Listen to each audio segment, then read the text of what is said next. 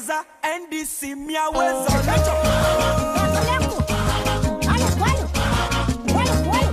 Alada nizongo Kamami Ingeleto Kana bebia Ayekole putu Sotupu Mahani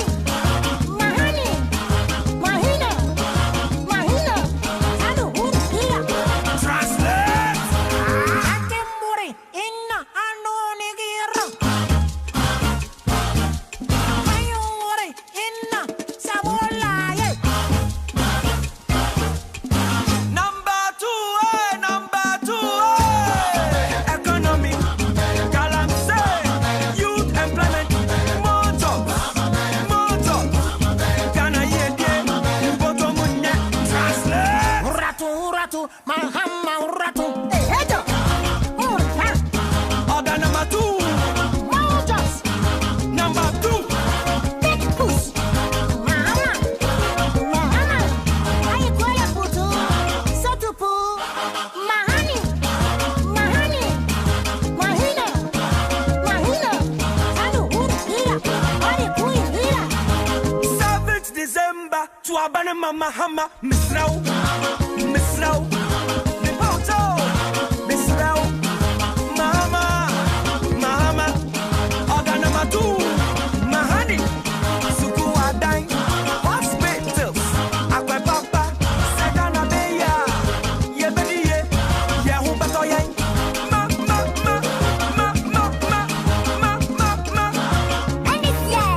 to Mama, order number two, Sika Baba, Mahama, Sahoto Baba, translate.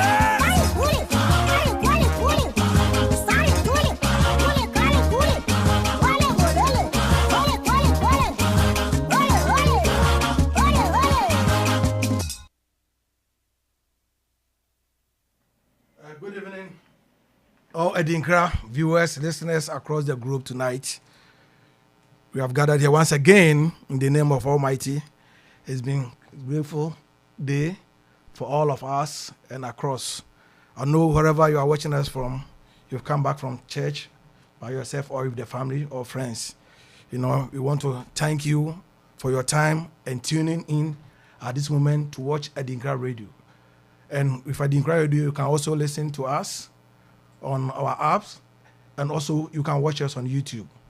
Tonight, we have a very special person in the game of politics, in the person of Sammy Gyamfi, the NDC National Communication Officer. He has traveled all the way from Ghana to join us and to share to us the good messages from the NDC and also the happenings in Ghana.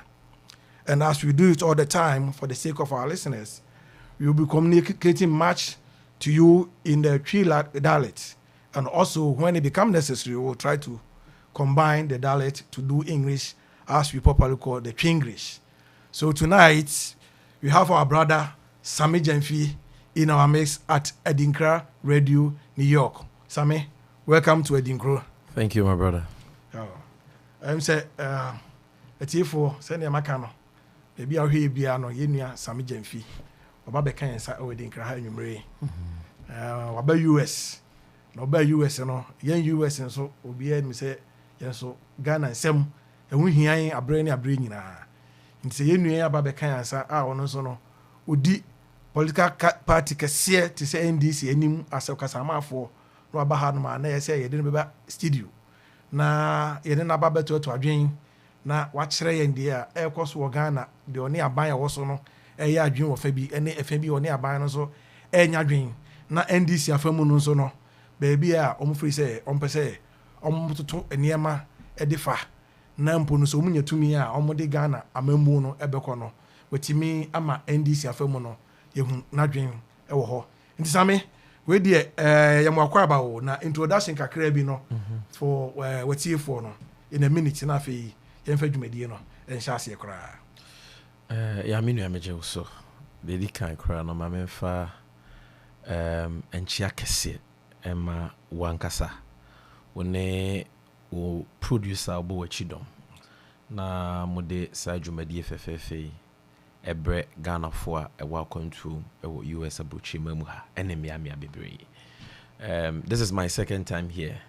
Right. And even though say enye hana metidi minkui no ade a mede manidi munyuma pa achi pa na menim se modi djuma so ma oman no nti yeda mo ase yebo mabaso aye hye mu nkran so se yenim se djuma na eden de ba mo nkoso a enko koden ema oman Ghana achi a emuye yenyina ye kabo mu ampanyin se onso ni nipa oman Ghana so betumi afa ntoma pefra. Some introduction. I think the first time I was here, you asked me the same question. Yeah. Introduction. I mean, you just say introduce. Or say that okay, no. Yeah. Last time, no dear. Yeah. Okay. O Sammy Gyamfi will be a ADINKRA. Ya kai sumo no bo sa videos na. I think a lot knows about. But maybe for the sake of but briefly, the mechanics say your friend is Sammy Gyamfi. Me achiame hene ema NDC amanyukua ewo my Ghana. They said your kind Potokasam, yes, a national communications officer. May a lawyer by profession. May have Bono and me Fambisoye Asante. And me Christoni Mapa.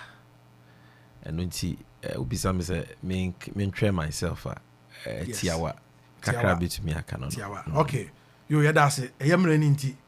Said I'm a kind of person who Sammy Gyamfi alcohol ADINKRA radio kaisuma last time about no year more introduction about himself na bibia or honum since I watch your book cry in some year that's it you know say ja Afri Ghana no aba besrai and now ba no so as officer say the Ghana ediwachi NDC so ediwachi nti no wabayi no ye won sem kakra bi a America for so say wabayi no o kire wadwen fa ho Ghana for any NDC dom for omo amanone se kamanone a cheso omo ni Ghana omo US omo Europe omo Asia any baby biara Ghana ni wo bia no pese o use platform no enu a ye nyina ye no se adekese ba ko esi o Ghana ye aban o teso MPP koye Congress no ko choose executives bedi party no enim I think say woko Ghana news in social media mu a agi ba bia say NDC the I call so people mu when is where no adwen kire e fa ho on your part and saying you mean you made that CBM say amanyoku bi ebeyi edabi ana ebrebi ato na omode ato aba ede eyi impanyimfo a ebehwe amanyoku no so no enya ade foforo eya ade aye no dada say afi na mra so a e was a MPP for omokosa processing nti omo start here omo branch elections all the way to national elections say the akaye omo flag bearer elections nti bibi nwanwaso bia ni dia akoso no ho e abato keke te se de omokoto abayi John Boadunom koyi Paula Fukunom kwamne Japanom eno ana mraso makwakoto abafofro and as a political party in Ghana's democratic experiment the NDC yakoho omoto omozafre as the tradition has been it yakoho so koma omo goodwill message and yabo mabaso say omo to me I go through all these processes na bibia at least to a large extent I come okay senior waka no wamana aye so simple say munipo mako choose omo no emfa bibi so nko bi ema but enua no nipa bireti woni bisu social media say nipa oyomo yi de yekuku dampa break the 8 botai na omo de si omani so no ekwan bia so no say nipa be mana bam NDC for enipa omo choose omo yi emum enipa MPP for choose omo emum chairman team chairman team ene new secretary omo yi no kodua na ohwe na bi youth organizer omo progress na marabaye national organizer omo nyina na me say omo nyina omboa NPP winning in 2020 no na ebi mo no upgrade wom na omo di nipa foforo bi so aba be shemu for energy no NDC for emum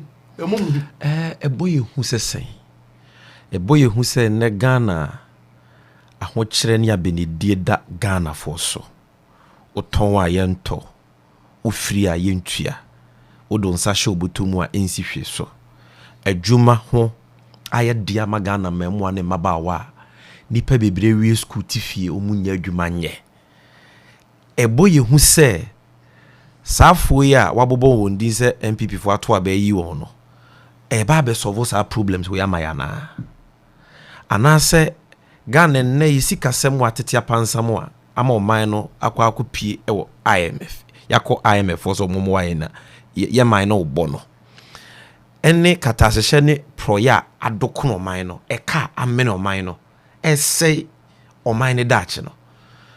How does elections are no MPP for year and no address these issues? Because as Ghanaians, when in some way we see here, as for say political party be to abana or master executives via to am normal, but then no fair be an imbecile be table so. And no fa sikambe show be butu. And no fair juma ma mo pay juma ya nenya den enye bi nye. Enya no na be resolve school fee dinner 99 pesos was a buy ni tuama sukun koda ewo primary ni GHS ni yetimi no aduane ma wo mo primary school na buy ni ntimi ntua na enu nti omo no aduane ni caterers na ko strike ekobo so memiense ni na buy ni ntimi solve problem no abato no makoto no dey na wo mu ebetumi address these issues. So as the largest opposition party in Ghana, NDC for the focus, your attention in our was on a choir or minor air say no or minor airborne. You be to me yan sessa. And it's a pa a bemagana and yadachepa. It's a pa a dear hotoning puntu bebro mino. Those issues of cost of living, petrol boy na yintiminto because of pompon so akosura kudru. Inflation rate and kakakrebi na 30%, the highest rate of inflation. You can inflation and pompon so anyama bokosoro. This is the highest we have now, 29.8% in 19 years. Yesika cedi na nima guasi atete apansa me na dollar etwam 8 Ghana cedis 20 pesos. Ene de keka ho. Those are the issues I hear fire.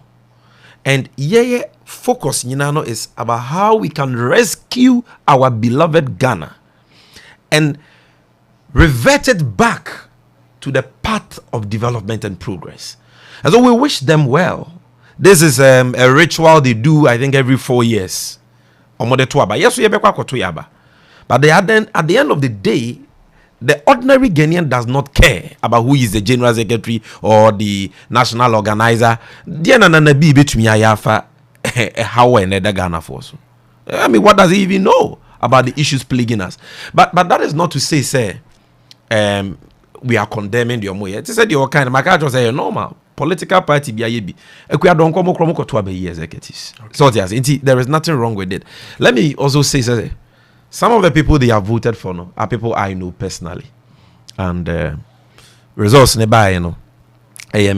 I think say, but I think say largely, you know, MPP delegates about more internal affairs. I think this time around, Abapa in many ways with regards to many of the positions. Abapa say anything about one party na konenim. Oh, and now Abapa say.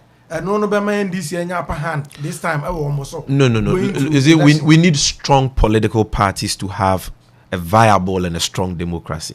So Ghana be tumpon Ghana kabima minke bi no betimi agina. Ye hia say amanyuku na the vehicles of that democratic experiment no. Eye amanyuku ahodiwo. I don't want the NPP to be weak. I want us to go into an election with a strong NPP and beat them. Because we are stronger. And where positions ni bi obi te say me aminu pa enyanchen Kudua. I know him from Kumasi, my days in Kumasi, law faculty, law school, Kumasi, time or youth organizer, or Niminuya, and Sammy when he was national youth organizer and he was Ashanti regional youth organizer. And Yebeya down for. We've known ourselves for a long time. And I know that he's a very humble person. You can't take that away from him. and he has good people skills. And I think that was what did the trick for him. John Boadu clearly had become too pumped up, too full of himself, too arrogant. Such that he had removed himself from the realities of their grassroots. And I was not surprised at all when he was punished yesterday by the grassroots. And somebody like that, I can comment, say, delegates na ya at least if he is general secretary near IPAC near you can see that this is a more sober, a more responsible politician. Seeing more people like that across the divide. Somebody must not be in your political party before you can admire the person. But across the divide, if we have people like that, a bit enrich politics. Finally, Adiaba Kopena. Not me person make us about their elections because we are here to do ours. But Adiaba Akwa, a course when I sit back and I watch it, I feel embarrassed and I feel ashamed. Say. Falconim Pemponso Ghana Kabima Minke be a druno. MPP for Bayasa Diego, my name was. Siketua. So, Siketua bribe akese.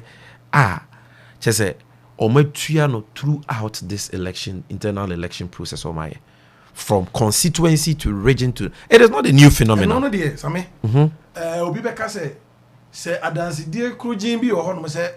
Makwa kwa ya election mo tieska yenim se on records no special prosecutor di obi hu dwuma election bribery ni ade in say NDC asamanoko no mo concrete evidence mo so betimi aputu ni together na mo de akwa special prosecutor na wadi.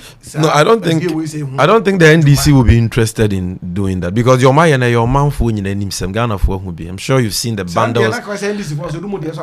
Oh, the be so NDC musa san ya ka some of us ya national officers na misika be na me wa me kwa koche o mu 200 Ghana cedis no sia bundle bubo mama mfo nyinda so ya papa sabi Steven Ntimu a ya 15 no sumpo na 20 no so 200 Ghana na ya chesika sa.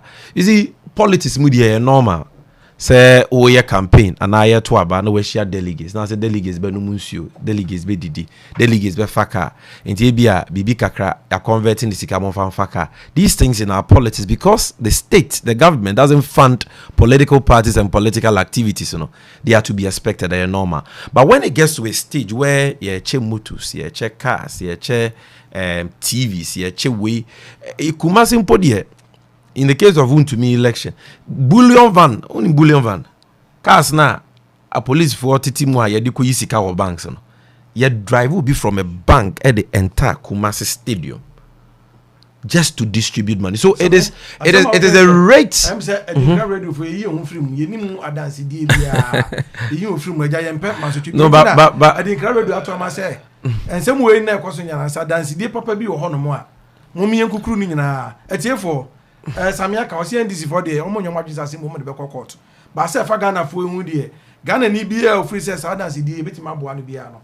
Obetima pursue special prosecutor and say why ready say obeji out no yen hwemu na nipa kon no emretia na emrakwan so no ye de afa na say ne mo hwe na no say do NDC for so na say omo so bia bisa mama adansi na Ghana absolutely because I was say yetimi e kaseti asade no e be ye a norm in our politics e be dru ba bi no e be nya nipa papa across the political divide a omo betumi aye adwuma pa abo mamanyoku abo awo man no but omu nisika omu de be bribe ni penti no say ni pani nyina be ka omo ahye so oyo bi a woje kabima minka bi edia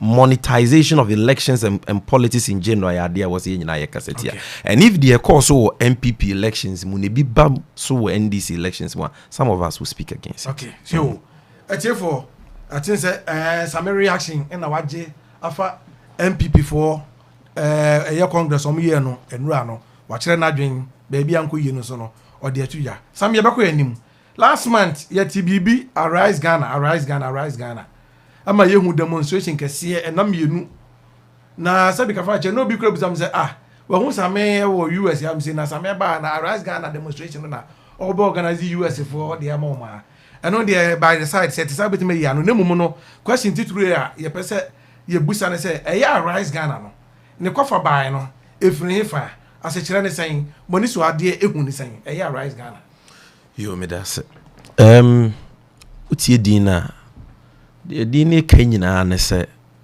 emra so wo se Ghana for ye sorry ye den I was say sorry na ye de GMI because nipa kuma bi nipa kakra bi a omowo omampenya Kufuor Alhaji Bawumia MPP aban a etia konwa so ne mu no aka won ho abomu a omo say oman no omo fom oman ne japade na amamu omo bu ni nyina so no enya amamu a ede mfa so papa bi abre Ghana fo na omo te ase ne anase nchirima eno na ama eno oman ne sika se magija eke me no oman no na ban ni ntimi nso ano ya sanso akwa mu IMF eye no nti ne adwuma ho asema ye diama Ghana fo na sitirimu ye diama nipa bibira de bia da ye ade chi ade senyina no na Ghana fo ahokyira ye wo mu no ekosoro mo bibire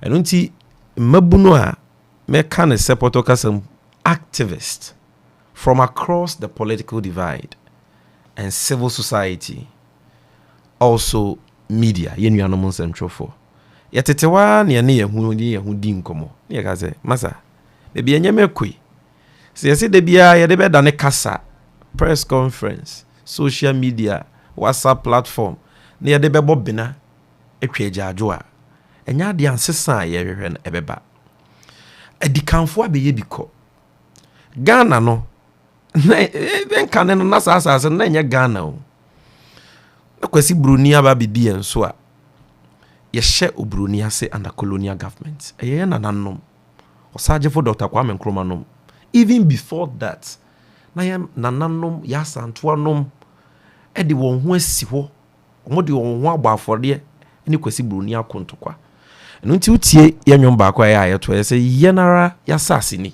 ɛyɛ abɔdeden ma yɛ moja na nananom hwigu nyade to hɔ ma yɛ na sɛ nananom ayɛ saa nyɛma yi nyina na ɛdu yɛ nso mmeranteɛ yi so na ɛnɛ bibia nkɔ yie wɔ Ghana o kasa so a ɔmampenya Kufuor ontie Alhaji Bawumia ontie na nyɛma ɛsɛ dia ɛne yɛ wɔ sɛ yɛde yɛ party sɛm to nkyɛn yɛde nyɛma ɛkyekyɛ yɛ mu no ɛto nkyɛn na yɛka yɛ ho bom ɛmfa ho ne adwuma a yɛyɛ ɛne baabi a yɛfiri na yɛtumi de nimdeɛ kakra onyame de adom yɛn no ɛko ɛboagye Ghana esi hɔ ɛne nti wohwɛ ekuo na Sammy Gyamfi meni minua Kobe Ballon minua Edem Agbana and other colleagues of ours like Captain Akamba yenyina NDC for NDC for nkwa na mo yes oh tie me Sammy Kaba okay enti yɛhwɛ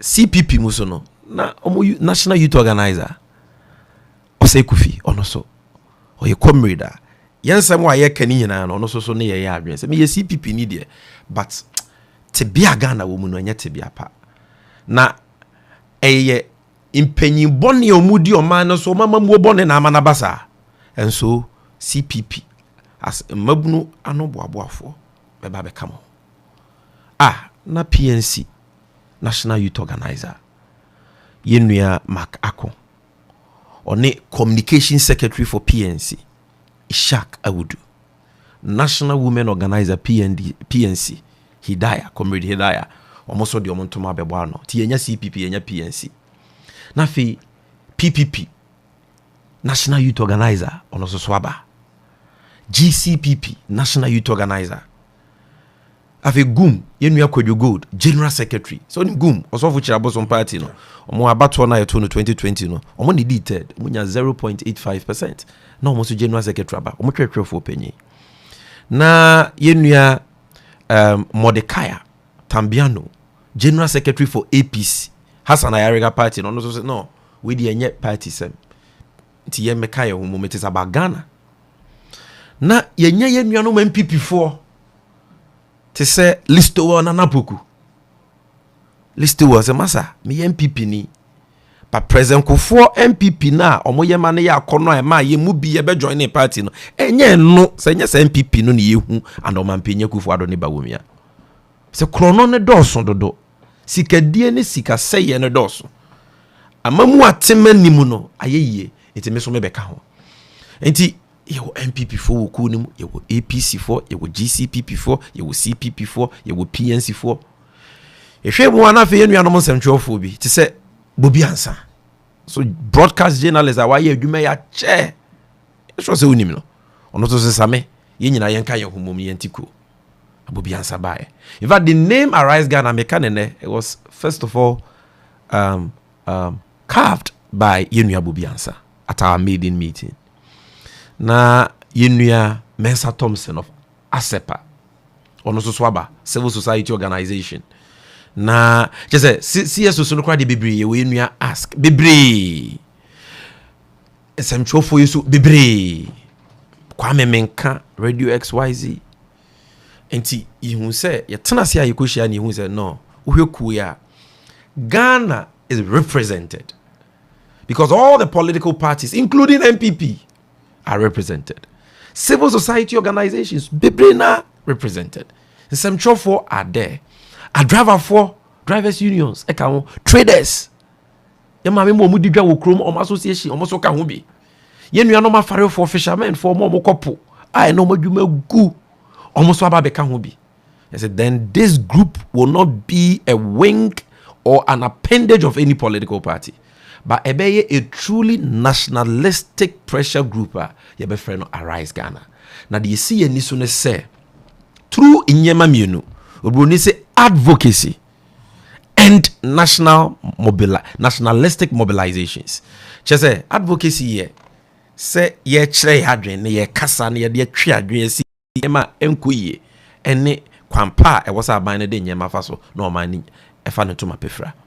Nationalistic mobilizations and they say ye be see from nyakasa nko na yakọ into the communities, into the hinterlands, into every nook and cranny na de and ama oman for bre no yakọ chechiri ma kire oman for ama obi ate ase na yama obi ehu na sudie da so responsibility in that struggle na yetimi mobilize say nipa ni nyina onto the streets through different forms of manifestations. It be a demonstration, it be a public forum, it be a picketing, it be a vigils. Na yetumi ayesa anyema no na no etimi bring sufficient pressure to bear on this insensitive, clueless, corrupt, dishonest, nepotistic Ekufuado Bawumia MPP government. Na so omada omasore ayenyeme ye. And that is why we came together. Jubedi edi kan ye made in press conference.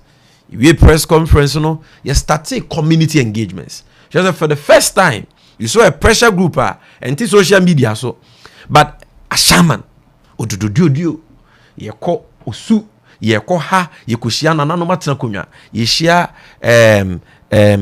yenuanom gap priest so ye ra sports biaba ye ra ghetto ye ko from ye na no matena konwa ko kasa ye ne especially mabunu ye ko kaneshi market to engage the people and give them an opportunity to also share their grievances and their expectations, and for to afford us that opportunity for us to also share with them what we think is going wrong with Ghana and how that can be improved.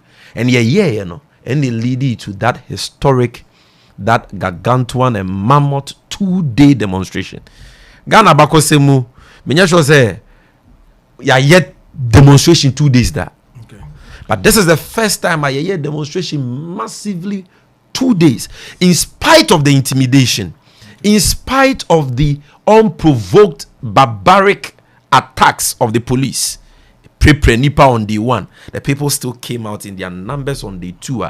And my BB also come. And why were we demonstrating? Maybe why that demonstration? Because you say, E11 no, buying the ababeto yen so no. Ne ohia ni titi ni mo wrem koye adwuma obi kodi bad day. Yetua no 90 Ghana a day. Friday ni yetua bom. No wenya be 540 Ghana cedis. Ne yere ne mate kura. O se me ye mobile money ama mo no manya bibi kakra didi.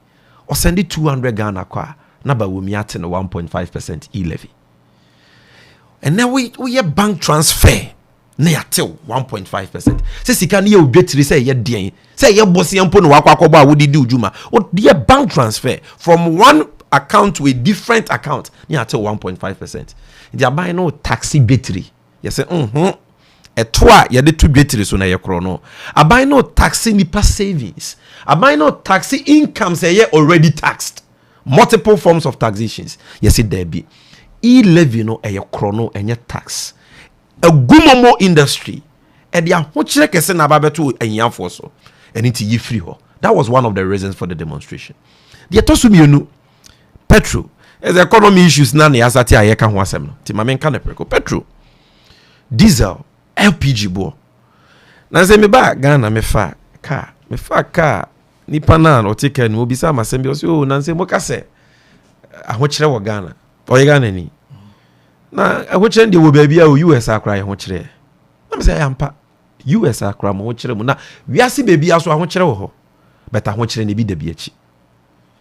Na me bisa na say US inflation rate say. Also we 9 point something. Na me so nim Ghana inflation rate 30%. And it is here kasa ahochire wo Ghana. This thing about ahochire wo baabi no. Ahochire ne nyepe. Na de ama ahochire na ba Ghana no. Enye just COVID-19 ya na Russia, Ukraine ko ne sansensem na ban ne ka no. Eye tema ban ni take for example petrol ni diesel. Ye nim se ekon aba Russia ni Ukraine. Eho so na oil a you consume no dodo na free ba. Nti amama nsan dwa so bo for fan akosoro. Eye den ye be ma diesel ni petrol ni LPG gas bo akosoro. Obi anim se international market price kosoro ebe kosoro. Sa nyama ne bo be kosoro. But Ghana no ofa petrol bu a be 40% o ha mu nchichemu aduanan eye taxes. Eno no mfa international price wo. Ana ban we wo position no o share bo say ye to abama no asa taxes no be ye free ho. Ena Ghana fo gina so de to abama aban no. Ena sa bo she na ba be ya pam between on your manfo. Afo ba ya taxes e wo say o ye free ho no. Onyi free ho watrem di bi aka ho. And the taxes are yen be da. The whole world. And they are what should I be we are seeing no. A baby for being to ne man force no.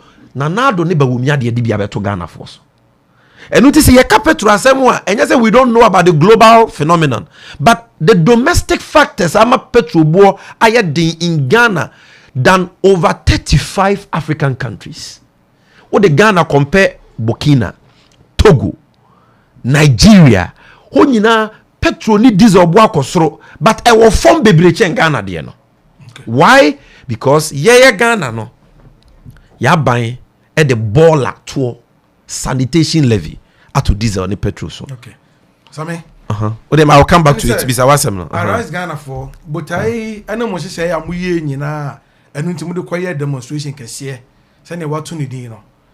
Mo de petition koye petition no ensem wowum ensem akekan bebre na wowum enu nti na mo koye demonstration no. Mo ye demonstration em se bosome yaba.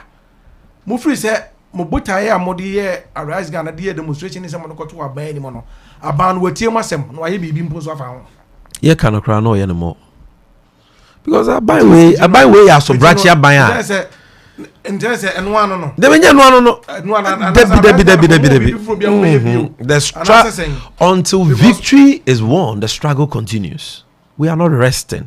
And that is why many will say Wukuda Arise Ghana. Yasheshe Jumedifu for public forum. Yenuya Bryce Simmons from Imani Ghana. Yenuya Dankanamwa from Kopek and 2 other speakers. Ene ye babe kasa about Ghana. Pomponswa yesikasem enhyehyeye edru IMF wa yeko and the implications that decision has for Ghanaians and the economy as a whole. Tiye public forum ukude ya. Okay. Apart from that, meba. Apart from that, ya now so say August ya ye second demonstration and we are quite sentimental. And I Rise Ghana for no. Yes. Okay. And unti the demonstrations, the community engagements, the public forum, the lectures, the picketing, the vigils, the protest will continue until say aban no betie no wabu o man ni ye anase ye betu aban ne fra konya so. And sisa ne epe. And you say one demonstration will not give us our results no. Already no they themselves are feeling the heat. And you must start making certain moves. But until say yebe who say abaye no what petrol ni diesel so. Until say yebe who say abaye no we yi levy free ho. Until say yebe who say abaye no we twa COVID levy mu COVID-19 levy abaye boni ono wa yade a aba abekum nipa say nipa no aduane nipa nsa no nyuma wadane ne to. They said the HIV by JJ Rollins abreso ebe ye kese wona abreso no. Na Rollins say HIV kundi pan so me the HIV to aba if any HIV task Ghana funtua. Until say ban ne betwitwa sa team wodin Nebukadnezar to no. Obetwitwam. Na sikadie private jets chata omampenye kufuado egusu chata esun bebrebe Ghana fusu esu nyina echi. Say Ghana sika bosia bo bebrebe o mo bona sika no mudi no manu mo mfa nya japade bia mo man no na say sika sem until we begin to see changes in these things enya dia ye bejai and ye be demonstrate to this government say the power of the people, like we always say, no, is powerful than the people in power, and the people will have their way at the end of it all. Okay. I rise Ghana Sammy this week I chair me last weekend Sunday. Your Vice President Dr. Baumia obekasa chere o ma no baby a isika sama kwakudu na enumpo no ama aban no ede Ghana akwadom IMF ye ka sa domko no in the whole world na oka samba akoso nko am say uko social media trend opa o se aban no bo no modern ayen hihye bibiri say di beba Ghana fo akwamu na wa Ghana fo ni temamfo okumu no so no emududu ona no efiri aban dada watwam enhihye bone enema Ghana yakwako wie sa tebre no yeka aban dada watwam a obi enum say MPP waban mu dia na aban dada de ye mu NDC fo emo kan kra mpo say aban hihye papa bi a oye ama Ghana di Ghana card no ehun faso de de beba Ghana for going forward no say what the more no a now the 1030 zu on mo betusu Ghana card no NDC for Vice President Akasa and then she shepa musumu ne saying the Vice President Bekasa for economy ni IMF or mano akono NDC for mumu ne saying I had to me no the Ghana for not just NDC for I said Dr. Bawumia or conscience I was so srebon fache because to me say on my Ghana sikasem enum pompon so ama say Ghana sikasem edri enfa ho kira Ghana fo hu bi da say yembeto yen so unprecedented hardships na wo benya asempa pa bia ka edi abotoye mu beba ana wo twen beba no o sans we didi Ghana for attempts na Ghana card won fa so chain 1000 interchanges the Ghana card etomo Ghana card the top petro Ghana card ebi enwuma e mani penye biye Ghana card etua school feeding ka etua contractor for ka Ghana card the twa ketua I don't know what is happening to Bawumia. Sometimes when you listen to him, you pity him. Because this is a man oni nipa won nche yon bit ma hwe ne maka no kra chance onua ye wo yi ugu hu ani mu ase. Wo toto office no ase. Eniti de bia okasa emogu nko a. Okasa na emofra kra esre no. Nobody takes him serious. Now he's become a butt of all jokes in Ghana. Kokase Ghana card so on fast what chain. Nanya sresem ano ya eden say it is a joke. It's comedy to compare Ghana card na here. It is good. It's a system of identification. It's good. President Kofo Fiti has here. President Mills be bi to so. President Mahama abreso kwa na system here the Ghana card. You procure from margins group. Since I won contract here hu bibia. Esi NIA4 office. Amamwo yan to aso mabo amabeto aso. Ma use that system na. President Mahama buy procure no e dia print card. Wo se wire document de. Na nikanika na ya mabru ni de wanya hwe. Na bro no yam ye ne bomba nka dokro na be ye de. Na wo se sa card we na no ya hyen so de e kire se obi ye Ghana ni na no so won fa so chen. Enyema edi mpuntuo ni ahoto beba yemamu. You are a joker. You should not be taken seriously. Who did Ghana for what and they were which because of NDC? Really?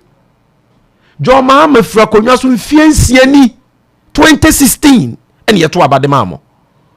Moshe bossa yet to Abamamwa and fear doom what chepe Mobes Sangana Magana by a crabberry. Why would me biano? Fo ko Google. Not Google. We will transform Ghana in 18 months. Ekufuado. Diana man country. Ghana for ya mobododo. Yet sikaso so come dian. And the Ghana for me. One district, one factory, one village, one dam. Nina fraka dam saka wana modi aye Ghana for. Ave what say o man na we ni can. What say President Mahama na wo opposition wo di na tem so pa no say ni din. Ne nyema pa ne nyuma pa wo ye nyina echi no. And the Ghana for to abetia na o ten chen fiensia no. Ono na ma Ghana aye de. Na President Mahama na di e-levy buy. President Mahama e-levy na enne ebu Ghana for ko nwadi anwocha ba President Mahama na di e-levy buy. President Mahama na de COVID levy beto VAT so. President Mahama ono ene de boiler tax ato petrol ni diesel so. Ono ena special petroleum tax a o hyehyɛ sɛ enka by 2017 ye free ono. Ono na atum from 41 pesos to 46 pesos a what trend be seen 2022. President Mahama ono na de esla energy sector levy to or the ba say yentua ne yenya sika mfa nkotua e car e wo energy sector na dum so amagana biem. No it says sa to no Ghana for betua ne fie numpe. It by 2019-2020 de nanka ye tuawie.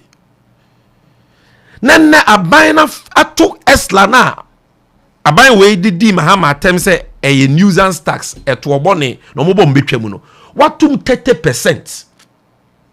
Asan so dia kosi awowa akogye bosia edi no wanum wanfa anyehwe na saa de ni nti ene Ghana ye betua saa to no eto e wosen ke etua no 5 years no ye betua no for 15 years until 2035 President Mahama na yesa I na MPP for mon fere ade sama za o question ye loaded Sammy. So ma fa no ma nyi nsem ne makoma ko na tie for nti ase pese wo home so kakra ho na etie for no so no okay messages in ba na ba ka ma nwie ba wo mi ade no okay ma nwie ba wo mi ade no because ma nwie so the reasons why intia Ghana sika se mo asey ayeko IMF no ana se ahokyere wo Ghana no is not because of President Mahama. Ma for economy. Di enti ne Ghana ayeko IMF. Nyema miunu. Sikedie basa number 1, reckless spending sa no bro different. And number 2, excessive borrowing. Bosia bo basa yemfa nye adepa. President Mahama efri akonwa so akọ 2016. Na Ghana ka ye di nyina 120 billion Ghana cedis. Sa 120 billion Ghana cedis ekano. Ka aban awodo from Kwame Nkrumah penso abroguwa na President Mahama abreso ni nyina besi 120 billion. Eno na MPP for ka say doso dodo. Na Ghana kro ni se yebobosia. Ba womi ase yebetumi agege road tolls e de aya kwan ni se yebobosia. I'm sure you've seen that video. Ka say etisika so come de ne de keka ho. Eno mo buy. Na Ghana for se mo meye ne hwe na ka ne mra fo. Emfie num ne fani CCS mu ne yakoi. Ena ye ka no ana from independence to President Mahama abreso ye 120 billion. Eno ni baby adru 400 billion. Your debt to GDP and 56% in 2016, no, and they almost 90%. And then the whole world, upon Maya Ekaminwa, finance experts say, Akaka crab in a canam and they say, or mining to mean to car. Ghana, you're also number 2. Unimomaya would first, El Salvador. Ghana, you're number 2. Ghana, 2016, and President Mahama Efra Konyasono. Na yebosia wonsi ho a yetua na fibia debt servicing na 2016 yetua 10 billion 2021 yetua 50 billion 2022 yetua 50 billion first quarter maybe ya 2020 yeka first quarter from January to March Ghana yajeje taxes atiefo ntiem ye 12.2 billion taxes a Ghana for tua no first 3 months of 2022 unim sika nko aban ne di tua eka ho si ho because of bosia bebrebe ya meka ho asemi 13.8 billion.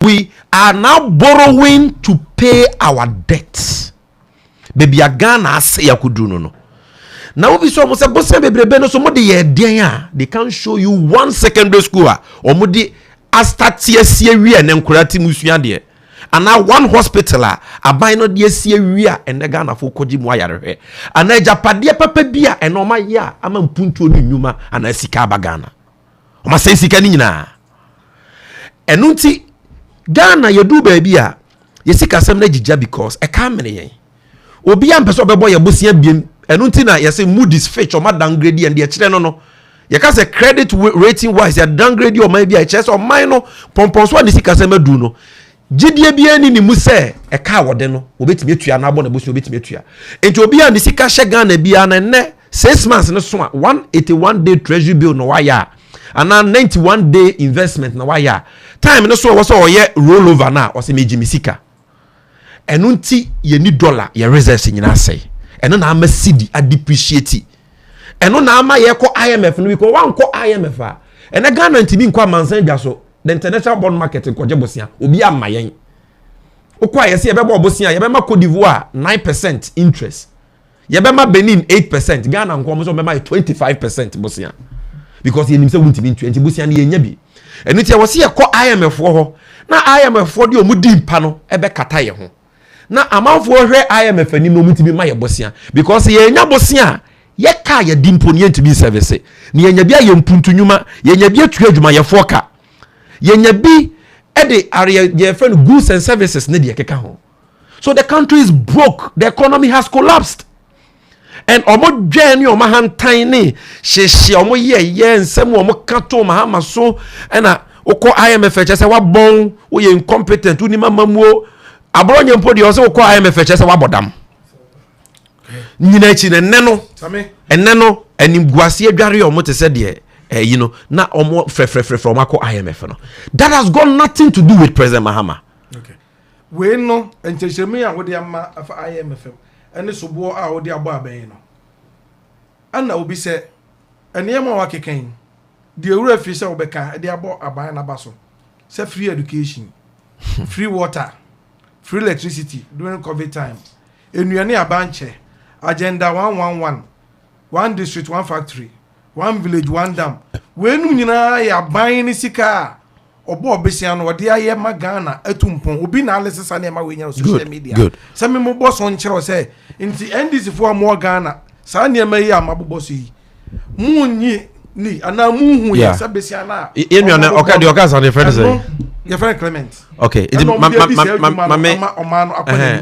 mame answer Clement na nkomo na nya de nti enyama no bobo so free no yen starting free the kan bo was it good free water the be one of one by one me patcho free SHS e ya bosia na de free SHS aban na ankasa finance minister Ken Ofori-Atta akọ parliament say Ghana ye oye wa onyame dia dom ye no President Kofo ebe discover in commercial quantities me yenya Jubilee Fields a President Mahama so e di sika shame ma yenya 2 fields kan ho ma ne be ye miensa and ye what 10 Sankofa fields in addition to Jubilee Fields no sa oil sika no eno bi ene ye tia ye de bo free SHS ho bra nti ye ka de aban ne de bosnya ya don't talk about free SHS na free SHS minia say ababa be albatross o until say MPP for ankasa MPP for not NDC for MPP for say free SHS no say baby ekono asay Ghana education ti aban no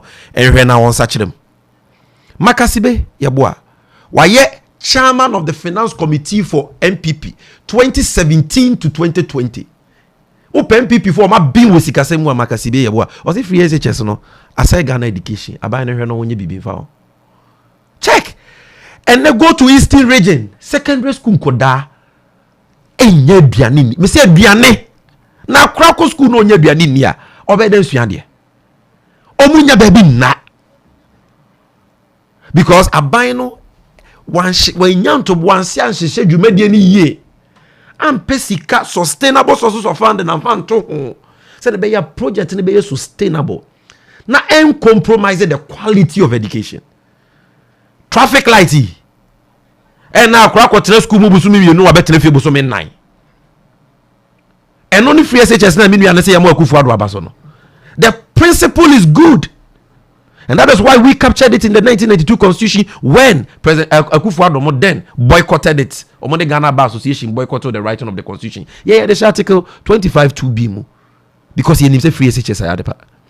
And you're good. I know that President Mahama 2015 was started progressive free SHS. Or yeah, SHS free for all day students, 385,000. And on twice so tena konwaswa and kobeya mana cover borders. But kobeya en kakra hihye ni ye. I can for double track ma. And can make aduane short to say the aduane short. Now go and Ghana free SHS is in crisis. There is no food for children to eat. Abai nanka say ko IMF ne say na do say IMF won kanche Ghana for so untwa free SHS mu no ntwam. Yes ye mani ntwa free SHS mu ne ntwam china. Free SHS no mo beto aso aye. Omo be ye ne pa because apam omo ne Ghana for one no. And I was say Ghana education. And the free SHS no and who fancy ne dey. It's got nothing to do with borrowing, and the implementation has been shambolic. Such that today quality education say master I'm from my school US abrochia. Say US abrochia oko school enketo animu a basic school na free. By SHS enye free me boa. Because do na ko ni dey me boa. But I'm for the omo baba ha. E kire say awofo per quality and they want affordability as well. It is a way affordability nko na say quality na. What say akra ne dachi. That's what I'm saying. Okay. And until then answer omo ko ye wasi. About 50% of the children they failed mathematics. So say and they be young free no so. It you know almost COVID by. Yes, almost free water. Any electricity. Number 2 you about any free food. Minuya Clement. Mesre no pa. So MPP ni onfa ne party se monto nchen. Na mi bisa na se mo no answer. Say ye beto aba. Na ban tie akonwa so na ban ne ba ho se. COVID aba besem nyuma e de ahokyera ba muntimi ntwa nkani ani nsuobo enuti nsuobo bosome miensa free nkani abo bosome num free me de achemo amagana fo ani age asane samrane yakoto aba malaji ba omi ani Akufo-Addo because my free water the free electricity ye tuwie ye na kwansima na ban na ba ye ho true kojo ponkroma o machi amehene minister for information. Say, hey, free na ya dema mo na sem waba o na de na enye free sa. Ye di free mo. Ya mfa ma bu free. Enti wo se mutuaka. Na kwan mo befa so atuaka ni ye bebo masumienu enye baako. Ye de COVID levy 1% to NHIL cover at home. Near increasing no from 2.5 to 3.5%. Now VAT flat rate is where you 3% no. Ye de COVID levy at also dey 4%. Enti ene Ghana ni bia wo kodwom oto nsuo oto dien utua COVID levy die de sika no e kwa kutua de na ye di free wo no menu atie me ye o ade na e free bi o di free because no pay power o dada wa wonya power wie no o the tax aba wa beji sika na free wo but you see my way suban te se the Lucifer suban o de ne se ni for de ade ba akoma wa o de ne se bankum beji me you because you know what they have done say COVID e ma form Patrick jeso na nkomo nenye de COVID na ma form de bi jeso nkomo ne edi me say COVID no say aba form COVID no say subside oba Ghana kra dia aba form pa okay nanso COVID levy ya da so tua na nado wenya mfaso sa free water no wenya so mfaso mpo because okeka ni nyina abobo mu a COVID levy a wajeje na brosa COVID yare no so aba form so ya da so tua COVID levy sika lo mo de onto PPE biem onto face mask biem enti se sika no mo jeje COVID levy a na ho che bebrebe da Ghana for so nyina no ye tua e levy etua bola tax etua energy sector levy etua all these new taxes so mo de aba no mo san so je COVID levy no mo de enti there has not been any free water or free electricity provided by this government to Ghanaians. It was a grand deception meant for votes. Omunya votes we here no, omo the tax abasi ntua. Ye tua broso, enko mo nka se o yate yeka. Na ye ende, omo da so je ye. Sammy. To free no so ye nwie Clement there no. Oh, producer say 2 hours. Ye were year of rules. Oh, there be me person me we free no. Am free no. Mama free SHS. O de pass paper na mama. E na free dey. Mama miensa free miensa. Free SSS. Free food, free water. Mameka bibi kakra about free food no. Mameka bibi kakra about free food no. Obi catch us na nado eye free food a oboa. Nipa kro no oni ni facts anase yato mfuturo gu nani. COVID-19 aba. IMF Ghana beto ho mo maban bia even 1.5 billion dollars that. COVID abenti IMF for say Ghana for ye ma musika na mo dia kwantia yare no. $2 billion. 2020 my $1 billion. 2021 omode another $1 billion be kan wo kabo mo $2 billion. World Bank for my $930 million within 1 year. O de 430 no omode my 2020 de kan ho a my close to $1.5 billion. World Bank. Omode amaye. Then Nanado Sanso Corp Bank of Ghana was a Bank of Ghana in Chesikama. And also 10 billion cedis in the Chamano. Nina also the Kokwetia Yariaba coronavirus. European Investment Bank my 85 million euros. AFDB MISICA. Ghana force also etua donations into Futuabia buying creative friend COVID fund. Some out in Nenga. A buying a JJ says he can in Animinia, a 35 billion cedis. If I buy a fan kuntia yariana, I buy this oh. Me di bibe no aduane am ahia for because 3 weeks na watwe miensa my partial lockdown e ukuma se kaswa ne nkran. Afa aduane ben na ban ne kono wo so me che dokro ni maku. Ene mo ni abomu. Mo no kra na mo na so. Patrick tiemiye. Aban na che mo kakra wa che dokro kakra na watwe miensa. Ye bisa ne so mebu nkunta afi nkunta na da ne bo achi bi di aban ne de otwetwefa ne bo. Ye bono ma Speaker of Parliament cheti omo say mama mebu nkonta bosi amode bebe bia Parliament ya approve yen ka wanse mpo na kenofori atako bu nkonta say no de do andokono no amo minua o se ode 42 million Ghana cedis titisikano Ghana sikam 420 billion ene no adokono ene mo ede ma nipa kakra bi wokuma se ne kaswa ene nkrai 52 billion, sorry. 52 billion Ghana cedis. That's 520 billion. Now the mono near the gold na yana. Ana na do dokuno na bro ye bia na heaven. Na dokun kwa ne bro bo ati do sa level no.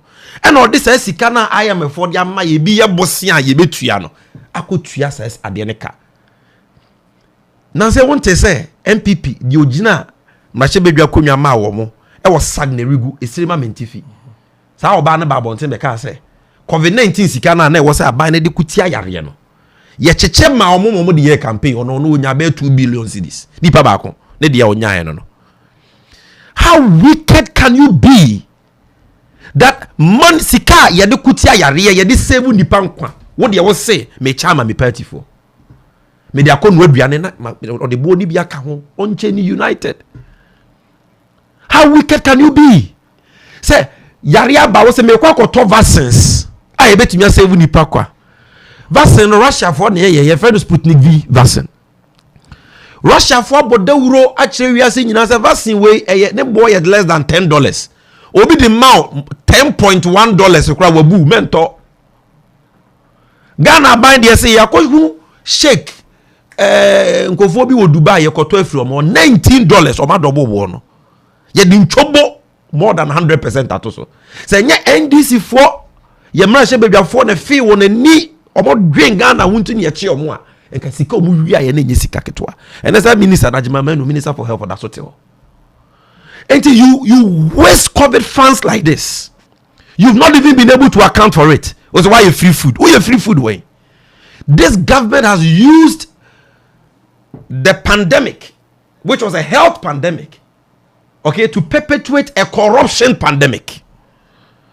Oma yusu COVID-19 e dia bomb mine chrono. Na da ense sambe bagana no, people will smell pepper. Amafo be wu say aban sika ye nino sa kwan no so. Yes. So sanya mana wo kani minua ne kani nyina no.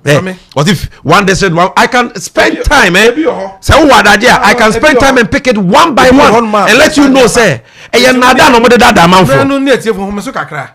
Na no so na ye producer mami fa numbers into ja na ma ye 1 minute bi na etiefo yewura Sammy Gyamfi ana mutie no NDC National Communication Officer na wa ba US ya say into se one ye ba be che nsem a ekoso e wo Ghana ene nhyehyɛ ya eye ono no party NDC no ommo ma Ghana nda achi bia Ghana for eto nsa from so mbu man na omo so beto to akwa ma Ghana for adi ya no ho mo de ye start e my honom eno no ebeba into a question my questions na nkoso emra sem no so no ye bebie line na tum na ba bia wo tie a wo hwe bia no wo pese oni Sammy Gyamfi kasa na obusa no question ensam a ye discuss no ana say wo di adwinkyire bi ema na sa kwa no so beba ye number ye de ba ye adwuma ene 917 340 7740 number no meeting bi 917 number no me say repeat 917 340 7744 o hwe ye platform na senso a ye me producer a pin number no e wo honom a emresem no ye bie line tumu a onso ubetimi afre na wadwenkyire bia wo discussion hono wetimi edit dwa ye nyina yenim se sama mu ne ewe na sama ba so de a na New York aha no aye de hyehye manyamanya sabri ADINKRA radio for ye ne ekobi ayenka bom a omode afaye so na enu nti no dwumadie soronko bi eba so eye Saturday ya eye African most beautiful eba so na afie we de omo ye no soronko eye boat ana hema kese ana yakwa akwaje eso ana event ni nyina ebekoso enije akona fefefe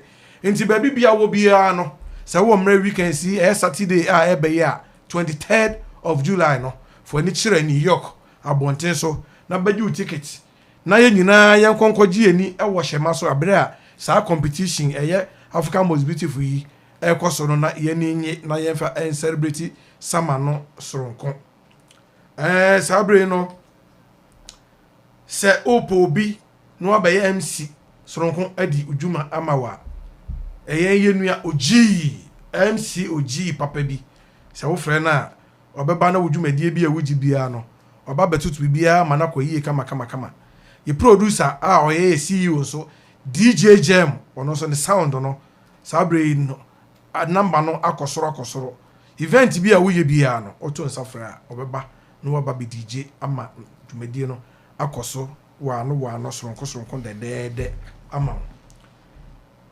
yemra moma yesamra studio bio na yentoa nkomodie no so na yem se ensam no edoso no emu de na emu ohwam Sammy sabri IMF yemfiri ho eye aban edin akwakodon IMF enya abodwo so ma Ghana fo dodo na say ya sakwa IMF esam edin IMF no ye ka enhyehyɛ ya aya na taididi akire say enhyeso ene mmara bi o mo de bekyekere mo na abantimi nya ne ho enfa nye de a esese oye no itiama abochuso enyo ho IMF aban ede Ghana fo akwakodon bi NDC fo mo fo aso ana mo mfo aso na mo free say enkeden ana se dempo na IMF ya aban akwakodo yi mo free say aban ne san ye ebetimi ama Ghana fo ehun adwom we na tiefo hwe na saban na anya so bi o mka seki mo so mo kira adwen se we ni nka ban ne na ban anya nti no ebia ye na ne echi ne hwe NDC fo ne mfa to mi nsho mo sa no mo meye ma Ghana fo ehun tom NDC fo IMF medase so we kaya ansa na ban no eba be kase oko IMF no na omampenyi dada owura Mahama one NDC mpanyinfo bebre na omo akyere won adwen afa Ghana sikasem a atete apansam ho asajese akyere ban ne se bebi enyem ekono oman ne sikasem nyina yie tikebe ya ka ban no enkopemwa emfiri IMF ho ye kan die betumi bia ye ranking member Euro to forcing start cast asem no enye ne aban na ntie enam dwani ahantanti because no mo ankasa ba be captives of their own words, prisoners of their own false narratives. Because it may be a tremuno a President Mahama by in 2015 at the time that Naga Nesika Sempuno was not as bad as it is today. You call IMF MPP4 led by Dr. Bawumia Sopaye. IMF is you cool. Yaman penyo dika osaje for Dr. Kwame Nkrumah na de Ghana kodon ye. I free some rene besine ye tua ye dues. Adwuma ne adwuma e was IMF for ne ye necessary or maybe don sa ekuo no na okwa ho kira na wonye hia mu IMF for disika and technical support ba be bo man no. Intika ye ko 2015 na kenye boni bia. But nkofo di atem forgetting say 2015 problems are Ghana economy you face here no. Na problems are you bi sada. Say bi na ato aban we ya nka ne ka Ghana kasamre ya ton. Because economy we're faced with a power crisis doom so for close to 4 years. Economy samre no ye were only one oil fields. Ye ni miense one Jubilee fields. Ye too far one ye nya dodo averagely 70,000 barrels. Na afidia ye di 2 oil ne at the store ye friend no FPSO Nkrumah accident siama afidie bi siso ye friend no turret bearing asay. Into for the greater part of that year in 2 oil. Amansan bia so bo so a chere sikadodo a oman awo oil utu a de obenya no me chere de ntia ye call IMF in 2015. Yeah, started afe no 2016 year project say international market price no ya benchmarking no $90 per barrel. Afi boy tete bar from to below $40. Afi sika ye hwe nyina yensanka wa wuntimi into oil. Also so how the kwa amanonia sika wo hwe no you are not even getting 40% of that because the international market price above 4. So volumes have dipped and the price has also dipped. So this problem affected oil exports projections aye sika ma. Gold ni cocoa bought bar for more than 60%. Gold ni cocoa su sika bi amma dum so so aba ni panwuma nyina egu. Yes Debbie Yanko IMF, we are members. Ni yanko jemwa. Yako yombo IMF my only 900, just about $980 million, less than $1 billion. Kofwe di ya tena mahame ni mamambu. Enche ye nyina so no. Sheni nya ye ne say IMF juma ni bedi ni 3 years. Until from 2015 by 2018 year. Ya nom kasa ya ye dane akonwane ma wo mo no. Omo ba ni efize ka omo ba ye kra ko mo betwem. Say I am before crying, but see any mubenya bibia. On by an for my extend the program no by 1 year to 2019. Ichirikukwa Patrick Edinima. IMF no wosi wo ye kaka mutobi. Omunye ni papa. Eni se gaga na ye koho. O baya Mahama program no fiti ase no be hu say ya de papa ntino. Wo se my extend. Na nya de papa ka wo extend. Ninyine no masanso dia hinta Ghana for a lot of Ghanaians don't know said this government extended that IMF program we joined under the Mahama government in 2015. And on the campaign, oh Mahama wa bounty oko IMF for policy credibility oko ye de ye nko da oko IMF a abronye se wa bodam wa dwenye adwuma ko IMF a unima mamuo ne de keka ho. Se say o mo de ba ye o manya oil fields miensa. Not 1 like we had in 2015. 3. Because Mahama Ekono, the 10 Sankofa fields beka Jubilee unti aye 3. Oil na President Mahama Abreso na yenya 70,000 barrels a day averagely no. And then yenya 280,000 barrels a day. No, 170,000 barrels a day. Close to 200,000 barrels a day. Akosoro mo bebre. Gold bo akosoro e wa mansem so. Cocoa bo akosoro wa mansem so. Mahama 4 years onya only 200 billion total revenue sike ba ne sem nyina no bosia taxes gold cocoa ni nyina 200 billion Nanado neba wumienya 500 billion cedis and over. Oma bobosia cha ban bi omanya taxes cha ban bia. And yet oma say sika we nyina eko IMF. That is the difference between the 2015 IMF program and IMF program aye konene. COVID-19 yare na ba ye no. Yes, e ba ye be ha Ghana sika sam bi ani wa obetumi deny. Be affected we are seeing na amama we are seeing na. That is why it is called a pandemic. It means it was in every country. Ghana and Podie, the impact was less because just about 1,000-something people in Wuye, even though that is regrettable. No? The figures are far lower than it pertains in China, US, and other advanced countries. So the impact of the disease on only 3 weeks of lockdown. Months of lockdown. The impact of COVID on our economy was relatively lower. But yare nimpono, te said the message chere no. Abaina nya ehun sika 35 billion cedis a enka obetumi dia so yare na no e dia ye Ghana sika sem nyina ye ama bi krompo aka ni aka sa COVID wabo ya ma ya fa bro nya nwawe akoko na ye de sika na ye mpuntu nyuma eno so 35 billion cedis ni so a wodi ase no so bosia na omobo ene omobo ye ka omantia e ka mere yen debt to GDP free 56% in 2016, a 90%. Debt servicing a free 10 billion 2016, and then a 50 billion. And then your bobosia try kai kamene and no moko. So we are going to the IMF now when we should not be going to the IMF. Because President Mahama and the 2015 IMF program should be our last. Do so ye dear kui President Mahama was solved. Osovo mankeni ani bu sokra mene ba womie didi Mahama atemse Mahama aden ene wa mankeni abroso sa o friend SS power wa ya mankeni abroso wo Ghana ma ba womie ani nanado omo se omo person omo ye one district one factory, knowing very well that power is the primary source material for industrialization drive be obey as omo complain say power na do so dodo really tidum so ni hobiem. Oil yi ani enya 70,000 barrels pay and yenya close to 200,000 barrels a day from one field to 3 fields.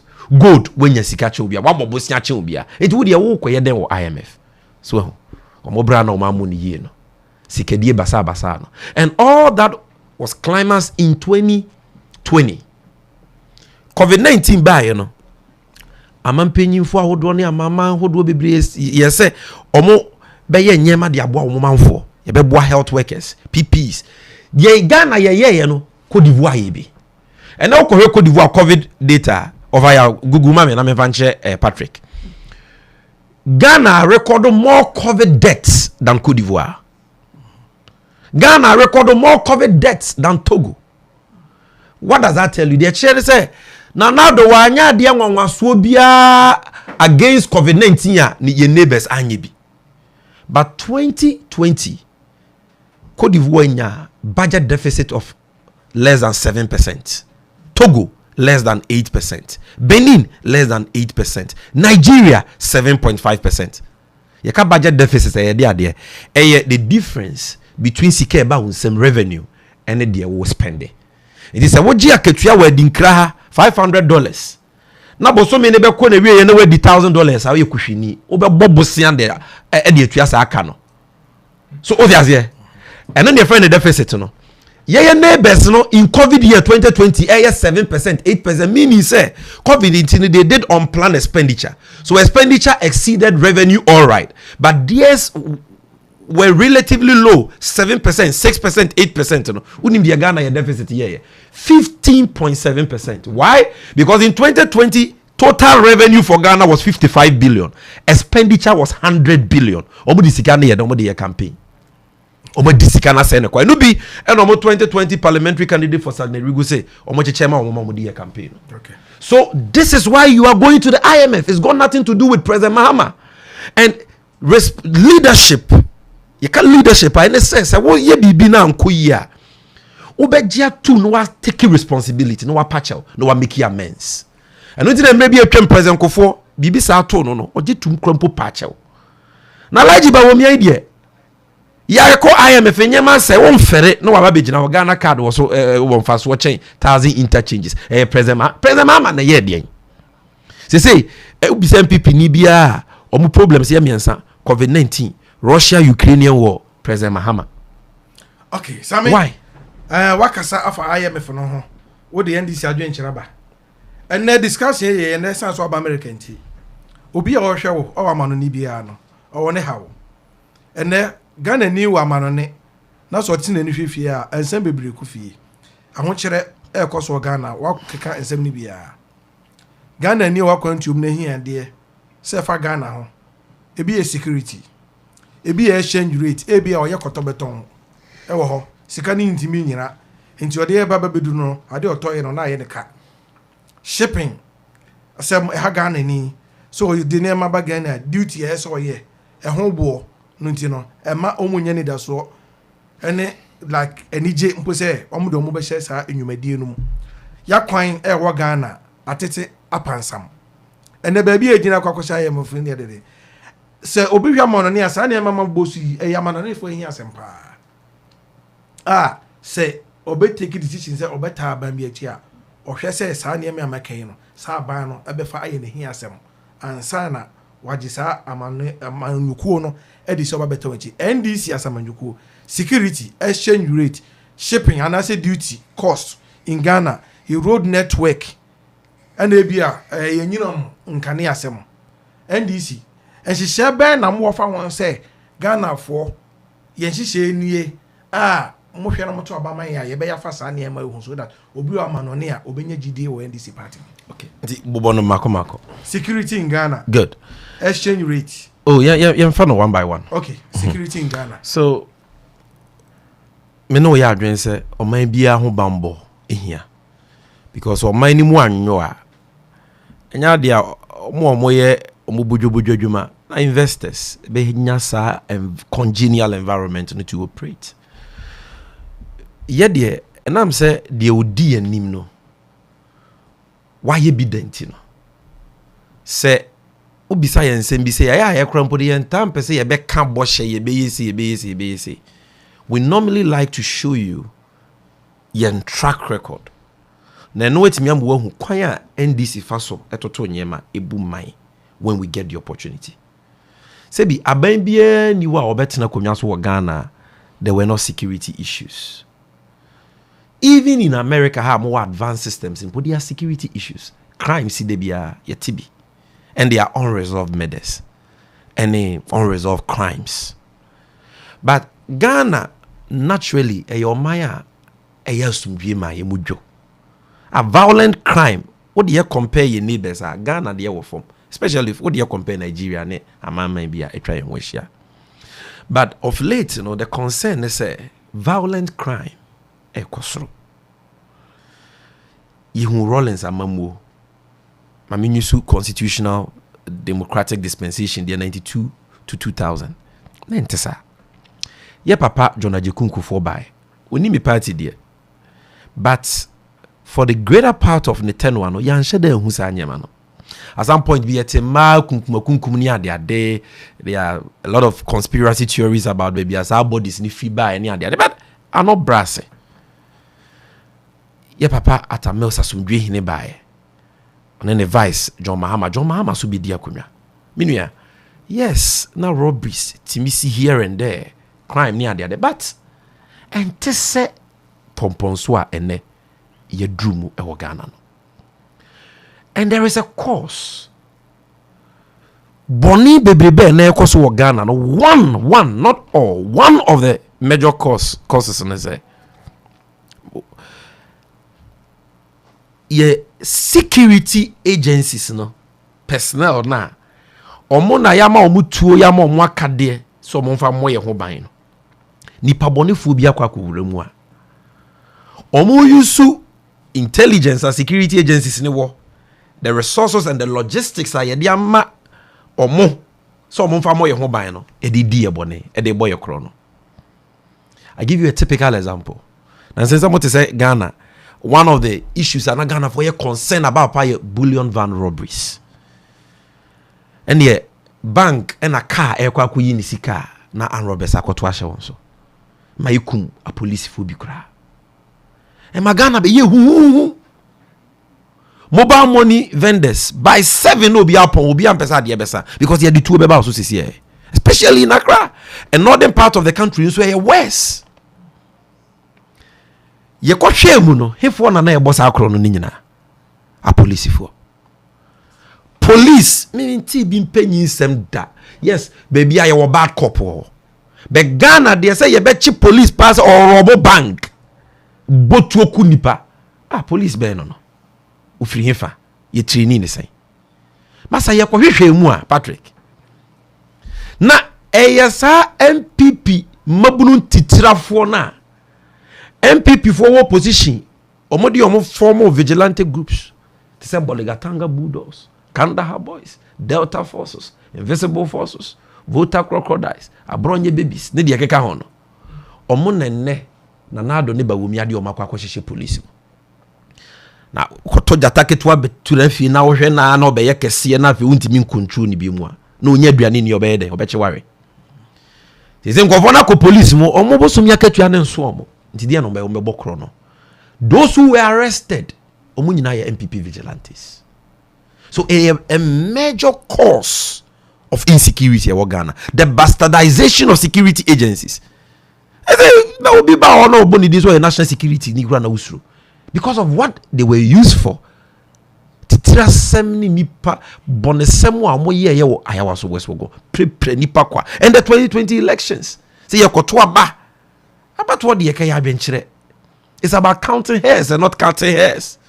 Ni yakum Ghana for ngotwe. Ye voter registration. Na sellers, young guy, training college, banda, ni a 1 second ni yakuno. Pay MPP tax. Head your moye no odododio. Ablikuma Central, Savilugu. Kum ni party say ye kum koko. And it has not stopped. And no ya idea with the right leadership. Ye betumi ye free. President Akufo-Addo, ono ananfo ano ne o manante catch the Ghana for ye ntie. Kofi Kumsen, editor of Chronicle. Catch the Ghana for say me nanado ya madam for me ne kon na kanna. So mampenya Akufo-Addo be yo mampenya me Kofi Kumsen mi ntumi nda because me nim so ye ntitira for on pass mbie. Ye ntie. Okay. But I share John Mahama, who he is, his personality, his calm nature. You can trust us when we say, since Bana Mahama netia kumyaswa, we will not continue to bastardize the security agencies like they have done. And we will purge the security agencies of these criminals. They have no reason to be there. And make sure that professionalism and higher standards will be restored back to these revered security agencies. Because until we get security institutions of integrity that the public have confidence in, we have not begun. And only a primary and some other issues about deployment of security, police visibility, and other intelligence gathering systems are able to be there fighting crime number. Once the political class bastardize security agencies, incorporate criminal elements in there, citizens in trust for mumubim. Na say manase release CCTV video footages be of these same national security guys going to hotels to rob people, beating people here and there. Then we'll have a problem. So on security, you can't the people's manifesto anymore for 2020. Because the policy will know. Of course, there are so many things we would do to restore professionalism and also to motivate men in the force. But your first primary objective is restore the integrity of these once revered security agencies by getting rid of these criminal elements or mabamua or more say police foodie. Ready you see obitimi ebunkotudwe epomatuo etenipa protester onu dwane o ebonechi otutuo ne bonechi edikum no te said the okuma krantie wodwo. These are the things NC under NDC, NC under John Mahama, because under us man who bibiasa now John Mahama say no see dwo person bia you can trust us under him bibiasa emma. Okay, next one be security asabno akana. The next one ye nyina yenim nothing say any mama you no make boom because I say omo nante boom no masa nante akomachi exchange rate I bring in an exchange rate no say kwa affected yen duties I'm on it for your shipping near my airport. Exchange rate na a big issue under John Mama government. Our different bem. Na see the no stable naeko. Under Nanado Baomian so no exchange rate so assign a unity be wa. CD no dwane na wo dwane. They say no ye hwe mahama and Nanaba Baomia kwa say ye nyina ya boro pepepe. Dollar no control CD no sa. I am an for a high. Enti no NDC for mo wo hye surunkum bi. Mantima anye doing mo last rain no se munya tumu bia mo betimi aye ma exchange rate no e betimi agina e de ama ye ama no ne fo ne so ye ho ahe ne e ye business ye mu ana me da se but did ka ma correct bibi e ba exchange rate NDC ni MPP ye pe. That is not to say under the former NDC government no yeah, challenges with the exchange rate. We had challenges, serious challenges with the exchange rate. But enye bini ye hunine. Enunti yen draw line no, ni show difference no. Enye ye nyina ya bro pepepe.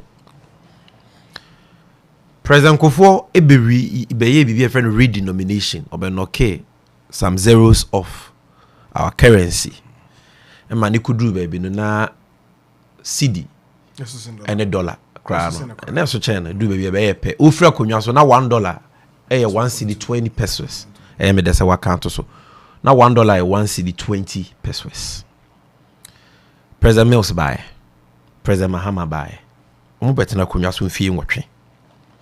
Mfie nwotwe na chi no mo fira kunya so no. Na $4 CDs. Just a time where West a crown now omo kono. That ani atu e be January 7 na ba 4 CDs 20 pesos. Me boy. Good. And the nature say in 8 years, no, CD need depreciate here relative to the dollar. Dollar no wa den change CD. Now we share in nominal terms from 1 CD 20 pesos to 4 CD 20 pesos. No. Nature say 3 CDs never also. And the economic messiah of the MPP by Alhaji Bawumia. Ono the war position no. MPP for catch and say, oh, Nimsi Kasem to Yeche Ubia. There is a video. Omampenya Kufuado Okofa Neba, indigenous impious said, the Enti Wakofa Bawumia Banese, Bawumia na Kufua Breso, boy, ma dollar, bar for ma CD Gina Brane. Into the Nabas or Mayor Ganesi Kasemye. Ye Bawumia su opposition, Ujana Num Papa. Some deal can be bree about CD dollars. Oh, if the fundamentals of your economy are weak, the exchange rate will expose you. No ba be yenye me yena CD net me ejina na so. Ampa oba first 100 days ko dwuma die bi okoye na IGP ho house o dollar ne de wa china to prison de honsafoa ama IGP ntisi se de CD ne be cost ma dollar ba form na Ghana for say ye empene ne mboje ne so. Afei de omo twa 8 years te say de President Mills ne President Mahama twa 8 years no. Omu 6 years mu no mu way 5.5. Patrick TMU. Dollar me free 4 CDs 20 pesos and 8 CDs 20 pesos. In the same ababeka 4 Ghana CDs. Approximately. In 5 years 7 months. At this rate, omu betwa 8 years na dollar do saying. Are you getting my point? So there is no way you can even compare the two. Now the entire dollar echo from under them. Me all the time. And I a solution. You know, me person who say I understand the problem. We in the end, we understand the problem. We know what is causing the problem, and we know say yen to me solve problem no totally until the fundamentals of our economy. The structure of our economy changes, the dollar will continue to be stronger than the CD. Indeed, abayin bi catch us me ba ma CD enya hodi a chen dollar oboa. Why? Because Ghana economy no ye import dependent. 99% of nyema you consume in Ghana yekra. Now exchange rate in the management is a function of demand and supply. That's what the economists will tell you. So the higher the demand for dollars in your country, the higher the rate of depreciation of your city. Because nipa ne kwa $2 na or best is cedi na $1. So as people are demanding for more dollars, now also what dollar in limited supply, demand will outstrip supply, your cedi will depreciate. And your rocket science. It enams Ghana, and yema bebre ye you consume over 90% ye kra near the dollar ne kraba and other forex ne kraba. Na ye yentimi produce nyema dodo ye export in traditional export cocoa good afeni enya oil aka ho and also ma ye sen dollars e de ma ye kakra bi as compared to sika ye de kra nyema ba o man ni mu no our cedi will continue to depreciate. But with amamu papa no ubetumi atoto o man ni sika sem se ne be ya cedi ni be depreciate there, but there will be stability so that businesses can plan.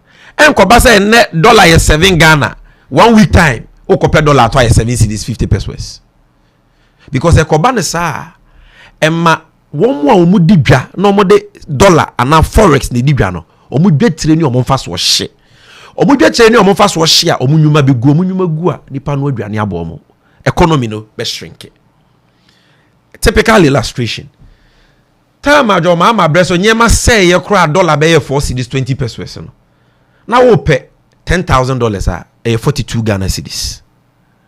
So now pay $100,000 na kofa dia a 420,000 cedis. And they say we pay the same $10,000 we here 82,000 Ghana cedis. We here $100,000 the same now. I just say when you 820,000 8.2 billion from 4.2 billion. Enti nipa kro na ono kofa nyema no dollar no de kofa na nyema. Ne supplier ne se mimi nto mu ni mu o. $10,000 na meje wo no. Be wo ban na ntoto nyema yi enti no. $10,000 na wo to no 42,000 cedis na wo to no 82,000 cedis. 40,000 no kofa na ya just okobo bosia. O de baso a just obeto ade ne buomu. O tubu so asika ni kurum ti nipa nto na egu ho. So I was buying it to be managing nyema so that the rate of depreciation of the city will be low and there will be stability in the market. How do you do this? Number one, your policies are a bit boost to production, local production, to reduce your dependence on imports and increase your export earnings. And then they had the primary thing. Ultimate esichire Ghana ya wasase ye betimi de adua hwede na factories ye wo wa mama wo do so mo de esichi yeso ya ye bi afi bia ye import more than $100 million worth of sugar. So yeah, to me, even half of what we consume, the sugar we consume, $50 million of that will stay in Ghana.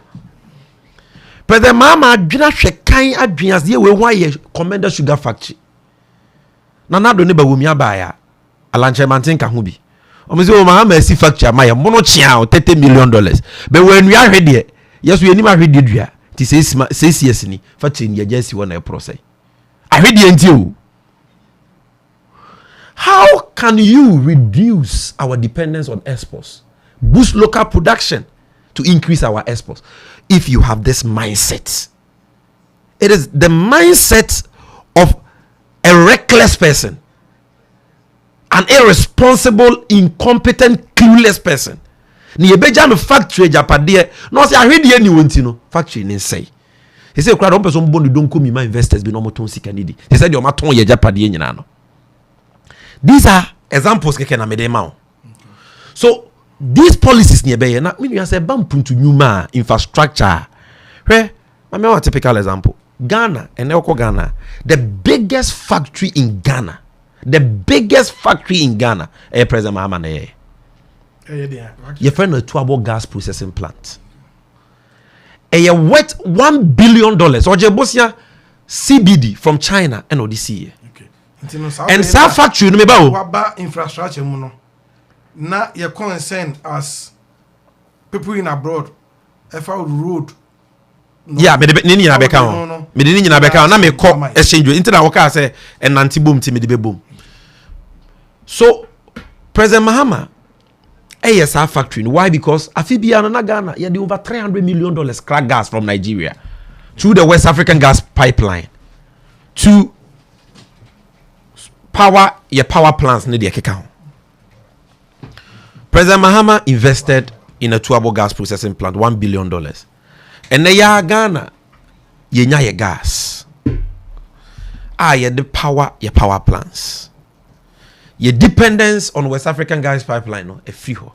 Ye Ghana gas company, ye be numa, nipa bibre ye be ye. Bosia $1 billion na ye jede factory no. And I'm say factory ni ye de ye no, e viable, ejuma sika wo muti no. Ye timi atua bosia ne ka. Se se afibia sika nke de ko kra ujaframa gas de ba no, e ka Ghana $300 million. This is the kind of visionary leadership here to reduce the country's dependence on exports and increase imports rather, and increase our export earnings. So ye better demand for dollars so whilst increasing supply of dollars into the country. That is basic. Talking about infrastructure, Seoba in Puntunyuma, Obianim say this government comes nowhere close to John Mahama and the NDC. And then NDC ni Mahama da romanti. Ghana has the best airport in the whole of West Africa. Terminal 3 West Africa, Nigeria, they don't have an airport like that. And umpono Mahama the niswadi unupo wonti no ama buy nankasa na kwaje bosia obo Ghana airport company. And omo ankasa on the strength of their books. Omutimi kwaje sa bosia na ye. And sa bosia akaka krebi ni etua terminal 3 kawie. Because a processes over 2 million passengers every year. And CK generating Ghana airport company nyesika ketwa etimi tua ka no. And then Mahamenti, we have the biggest ports in the whole of West Africa in Ghana. Tema first no na Nigeria Lagos port so chain no. But ne tema so chain Lagos port. With the population of Nigeria, tema port so chain ho. Why? Because Mahama dwenhwe kan eboa Ghana Ports and Harbors Authority. Emma on the strength of their own books. Enya buy Nigeria bosiama omo. Omutumi ye MPS terminal ewo.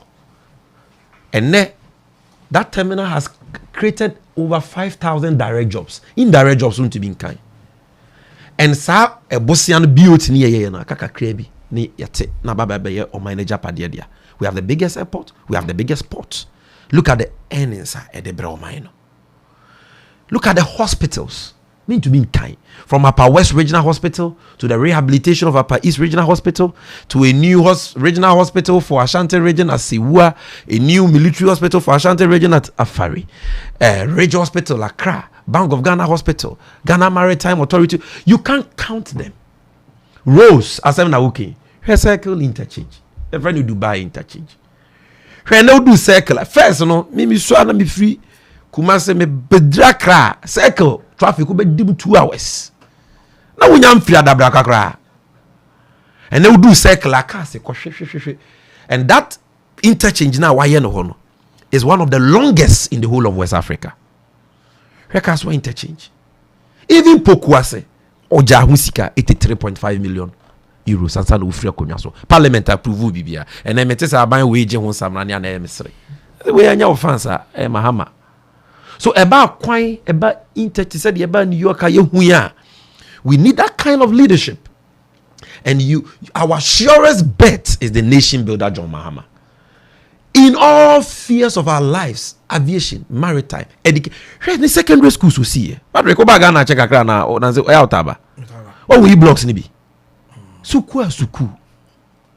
Si suku, your computer lab, your library, your buses, painting come and konyogum from 1,500 to 2,000. Starting 124. Masa, abai bena in this Fourth Republic, why you be sir? Or corner 50 we be ano. The Bosnia kakra ni sika onya ye nyina hwede ode ye o. Na ya number wo mi amote touchline. Ana Mahama secondary school no e fence we nwuram. Ni ya say mo na mo ya crachefo, mo na mo busuanfo kra te London any US. Nti mo mra na mo mesi secondary school still labor ni cantonment any East Legon mayen. So if it is about infrastructure and a brochure for here, you can't trust a Kufuado and Bawumia over Mahama. And I just say now one penokre Because the evidence is there. When you do Ghana, the John Mahamas infrastructure record terminal will greet you all across the country. And Ghana, we have the best amount for Nimo, but you can check the best hospital in the whole of West Africa. It is the only quaternary hospital in Ghana. On our primary, second, University of Ghana Medical Center, 612 bed. I want to COVID neche MPP ministers na omoko dia yare hen. Any Bank of Ghana Hospital. Minister for Health ni na pomo ho na omoko e. Udu hospital na pa check ka se da form abeda da form. Even than some of the hospitals, and I mean Kings County Hospital, Brooklyn, than most of the hospitals in the United States of America. Courage na kore. So that is the kind of leadership we want.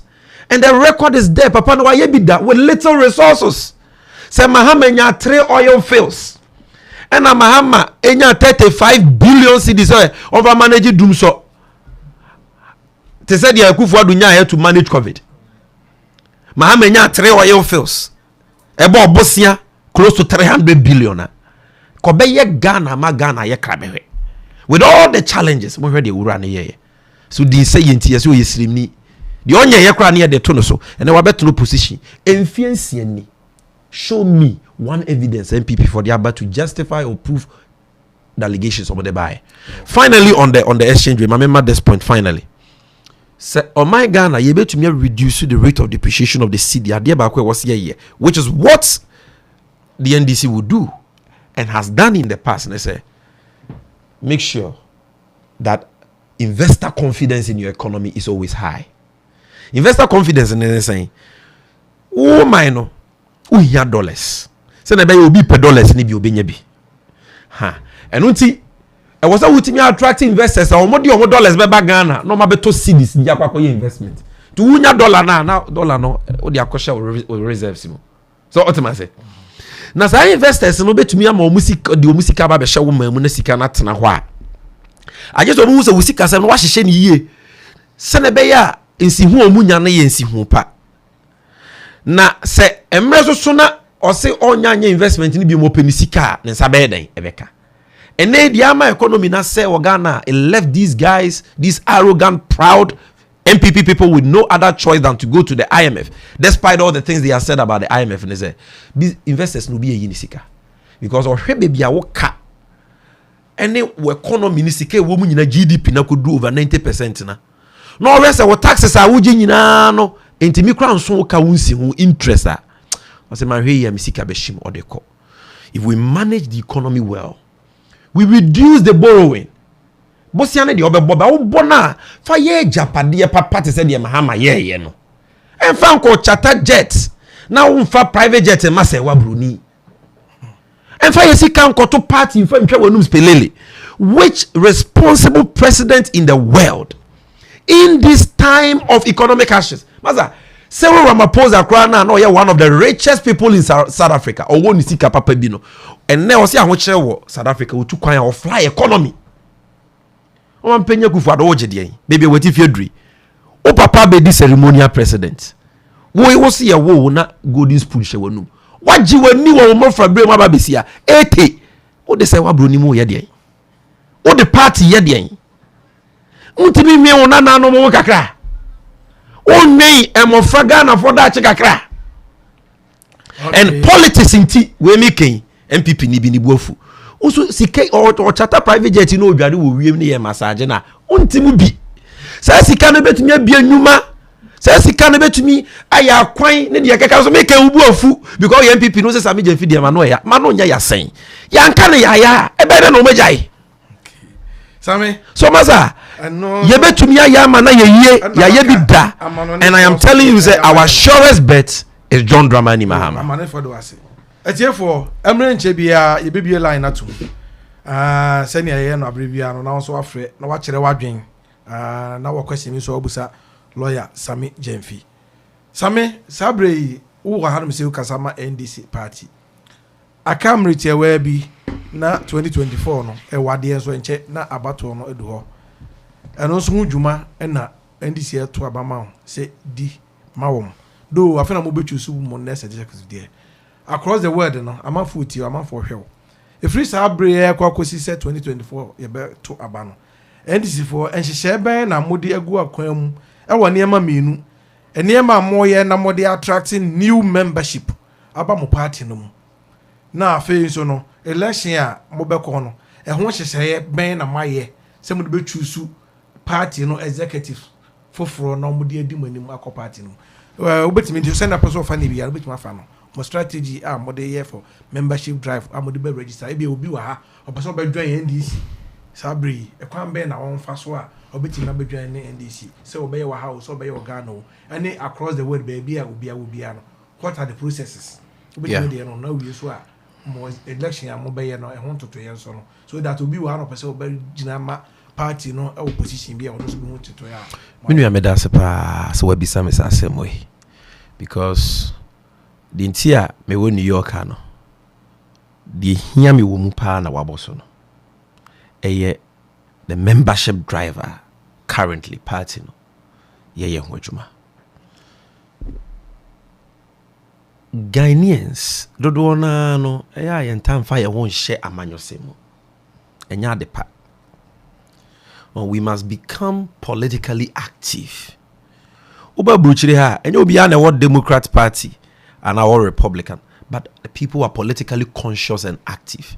Omunim dia because they understand the issues and they vote based on issues. And onema people no nya power. I am leaders and government and respecting the people. Bagana dia hon sa na de bia so mo ye hon. Enu nti no NDC ye dum pompon so bia ye hu se wo se ye buy a register ni mo. Nka no 4 years bia na ye bia register ni mo. The 4 years aso ye bia. But this time around ye say ye mientum ye bia ye abato ni wia. Ye sans we bia ma febo ye be ye de friend continuous registration. Men prempren de ye bia. Ghana ni bia o New York ha. Na Ghana da wakoma so. Now person who play a role in nation building. Who hear a vehicle to contribute your quota to the development of Ghana. Political parties, CSOs, and the vehicles, media, and the vehicles are citizens. You bet to me are you soon easily at their influence policy at their participating in nation building. Me srewa kanfo ama say join the NDC. And it's difficult to join the NDC. NDC, US, North America, you have a whole chapter. Won krum kru bebre so you have branches. New York, you have branch. Your branch chairman is way. Chairman papa juma one executives ne hano. Enye juma ketwa. To the me buy man was oh you nim say NDC what? No, because you don't ask. So who? Yeah, organ and pobi any NDC. But I was already now to fear win your party card. That was our baby NDC office. When I walk, you go home penny for. You better take you details. Bibi kakre bi chama say. Say na ye for card no. Your friend say $20. No when your card. Ashen so dear chance we NDC ni. Krobu Ghanaian population wo New York nkwa na nya population ketwa o. And minim say dodo na ankasa no. Oh me wo ha don't worry. Dodo na ankasa no. Eye NDC for. Ebi so kra nye NDC for but party no ebi MPP for. Be na NDC na yo makono. Omo person mo ba NDC. Ebi so kra no mo ye adantem omu gina finfin. But na bibiri person mo ba. Ye besre omu nyina. Me chama make na se mi wo ha obo machidom. Ye ba ye omu ani kita ye mu kakra. Chama bafo or the number ne be ma ba me wo ha nti ma me fa ntudwa. Na wo tie mi ana watwere. On the me free Ghana na ba nti ne number na me the +1 na di akiri. Ba o tie bruchiri ha. Number na 646 209 8120.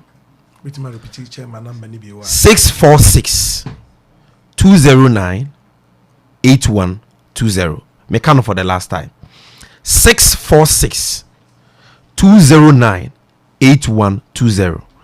Na ye penyin pa ba ko so obocha ma chi domo a omaka omo ho abomu membership drive omo ye adwuma no ba ye nyina ye hu ne nyuma pa o ye domo ase nua comrade Alhaji Suwari ono so wa ha o frɛ chairman na bia pressure ninti wunya chairman na wo frɛ Alhaji Suwari a obe connect na wa facilitate process na ma amana is so easy for you to do it.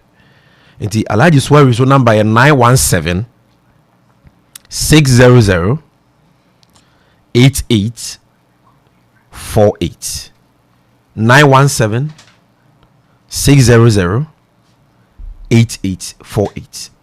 Now who friend numbers you cry now in New York or Virginia or Chicago or remember the number of your chairman ni executives ewo ho no na wetimi contact you en kasa me de me wabruchi me medwuma pe misika da bi mo mind no hia so think about those ways also de ye nyina ye yes papa so pa ngoma so nya nanum dentia ne mom ni ye yo ntia se be so be buy New York de pa ka na wo frame anwumre Sunday anwumre no say ka me ma ofaya mo de ma fa ba bi amama kwakoji mani kakra better was ye ba we don't have a choice because Ghana ye yo ntia not NDC or MPP per se because before NDC before MPP we had a Ghana and after these political parties there will be a Ghana so it was say oh maybe US ade ye me fa me who be Ghana pesa wonam me call Westchester unamwa you see people hanging their flags the US they are proud of their countries in front of their houses.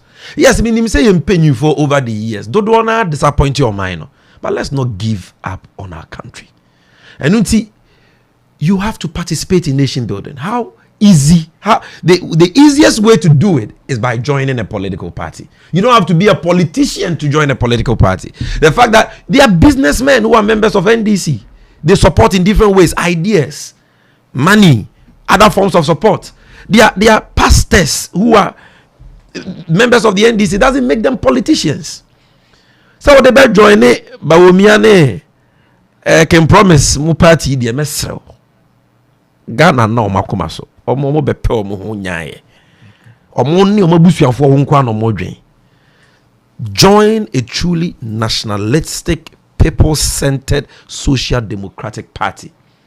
Probity, accountability, equity, social justice mean a lot to us. Now, obendisi mo yimu bi anim. Ye mu ba ye mizazo papa de se o ma me de se ufri he ye hwe wosoro ne wofom. Se sa ne ye de se de ya no ye no mo party mu a enka me mesa me Gyamfi me se ne wan. Patrick uni me papa. Uni me papa uni me mama. But look at my age. Na hwe di bia. Onyame adomti party for mu anti ye de ama me. It should tell you said there is a place for everybody in the NDC. And family baby a free and in pakwa way. Now ba now so be you yempa some party no Ghana yontia. You will serve Ghana through this vehicle. The party will honor and reward you. And you will never regret this decision. The numbers no fremo and I contact you on WhatsApp or message a US line. Na timi ye den join you. Our person will contest for position so you will rules. NDC muno and sana bit me gina or branch bino or even at the chapter level. And I was why an active member for at least 4 years before that election. This is a na wo bad there. Ube to me aba tuaba because we a member. What you would dues new bibia. Is a dues no so cry I up. Dear and my dues payment near so simple. Before some econo me the home formation so betuga. No more person almost your contribution. But I know you use short code now. You can the 1 CD 2 CDs pays our dues no directly to the party being fancy between ya and ye. Thank you. And you know, so never connect to yeah. Processor. Na be present ka chairman be tena me nchen wa ha be be yadri mu nya kunwa ma chairman ma so far no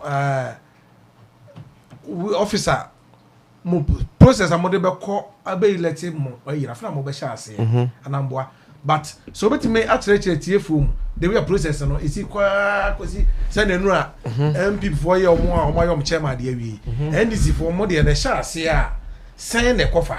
Oh yeah. I said I could do national one. Yes. Yeah. But I feel I'm over chance here. Yeah. No. So there will be missed opportunity. No. Yeah. See, NDC will be almost 9 people for start your elections in term. We national. NDC they are finna best start here there. Mess.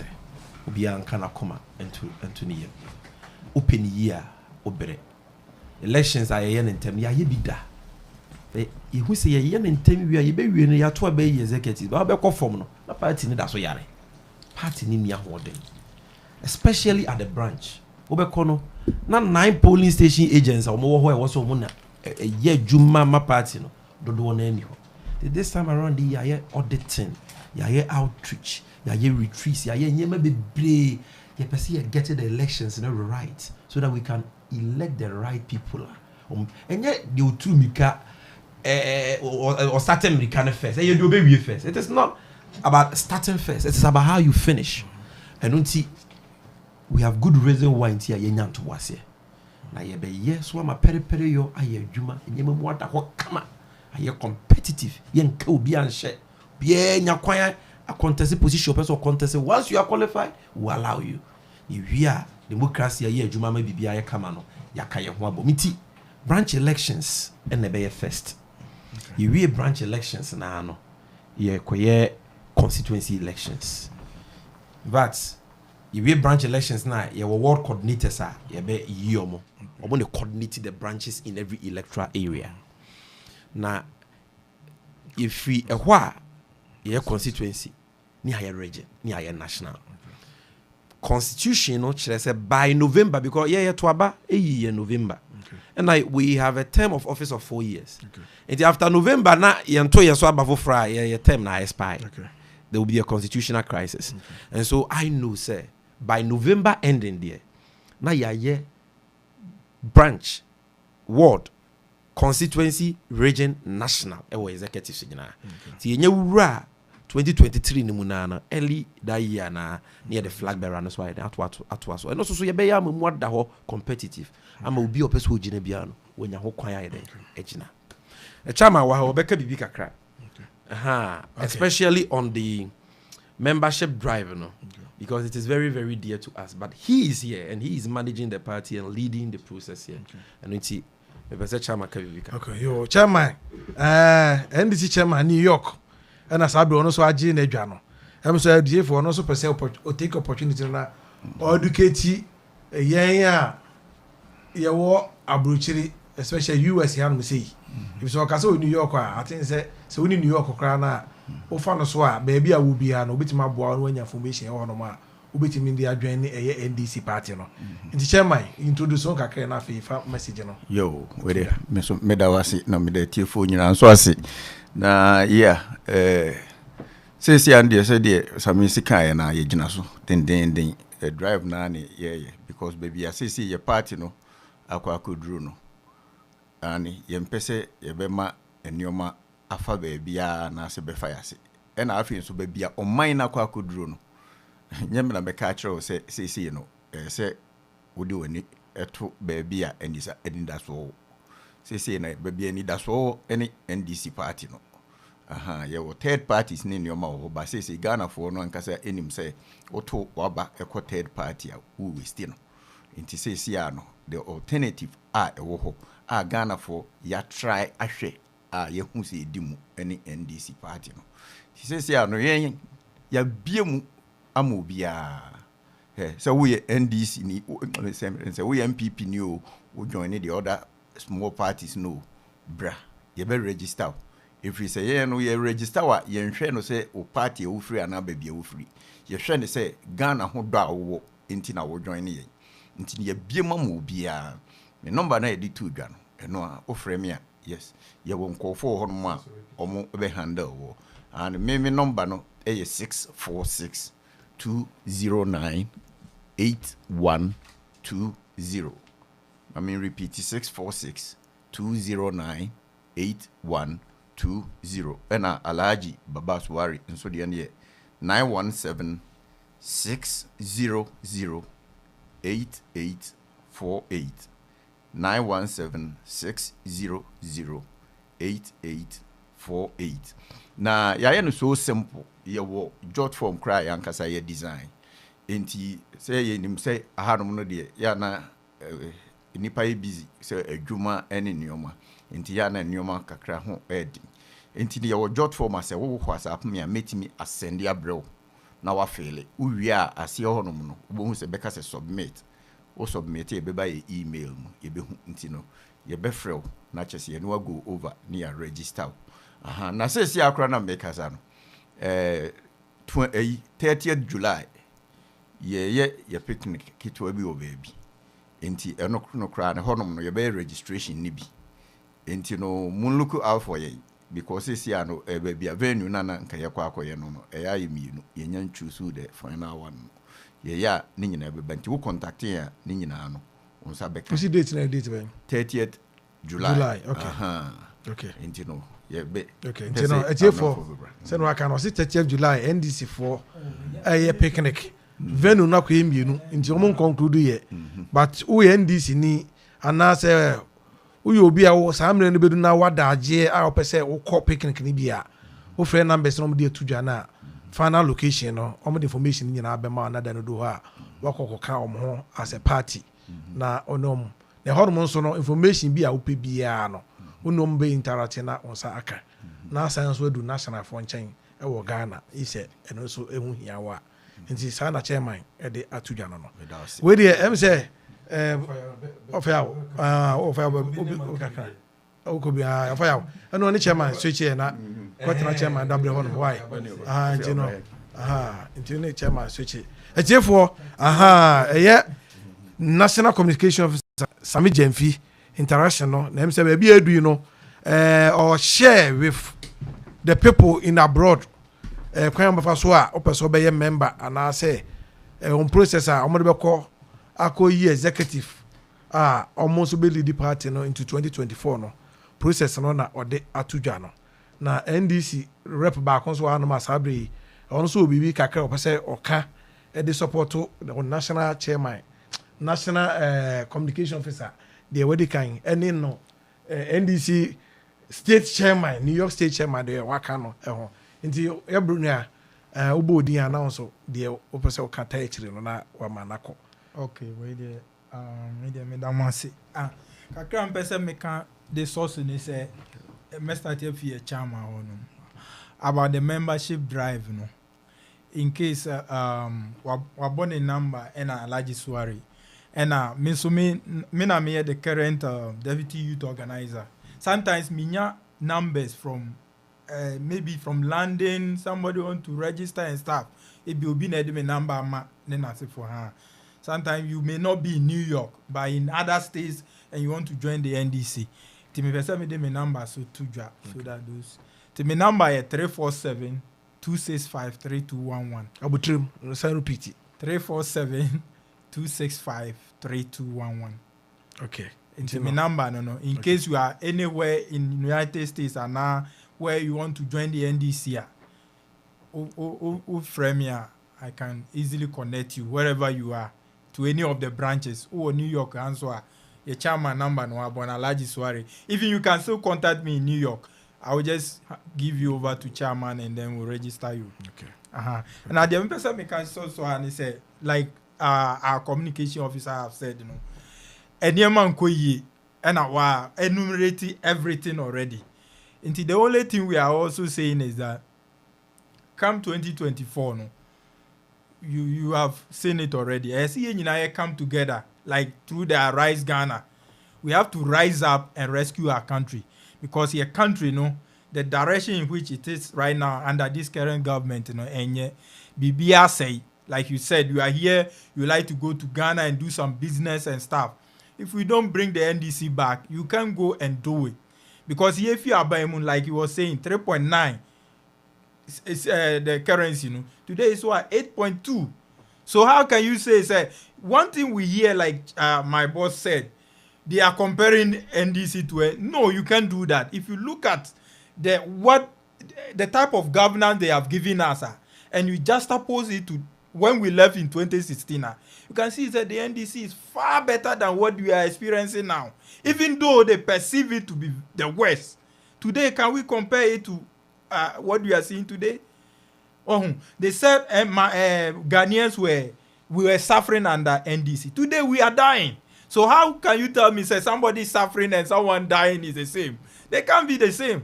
Have you said it? Okay. So the only thing we need to do is that let's come together. The Rise Ghana.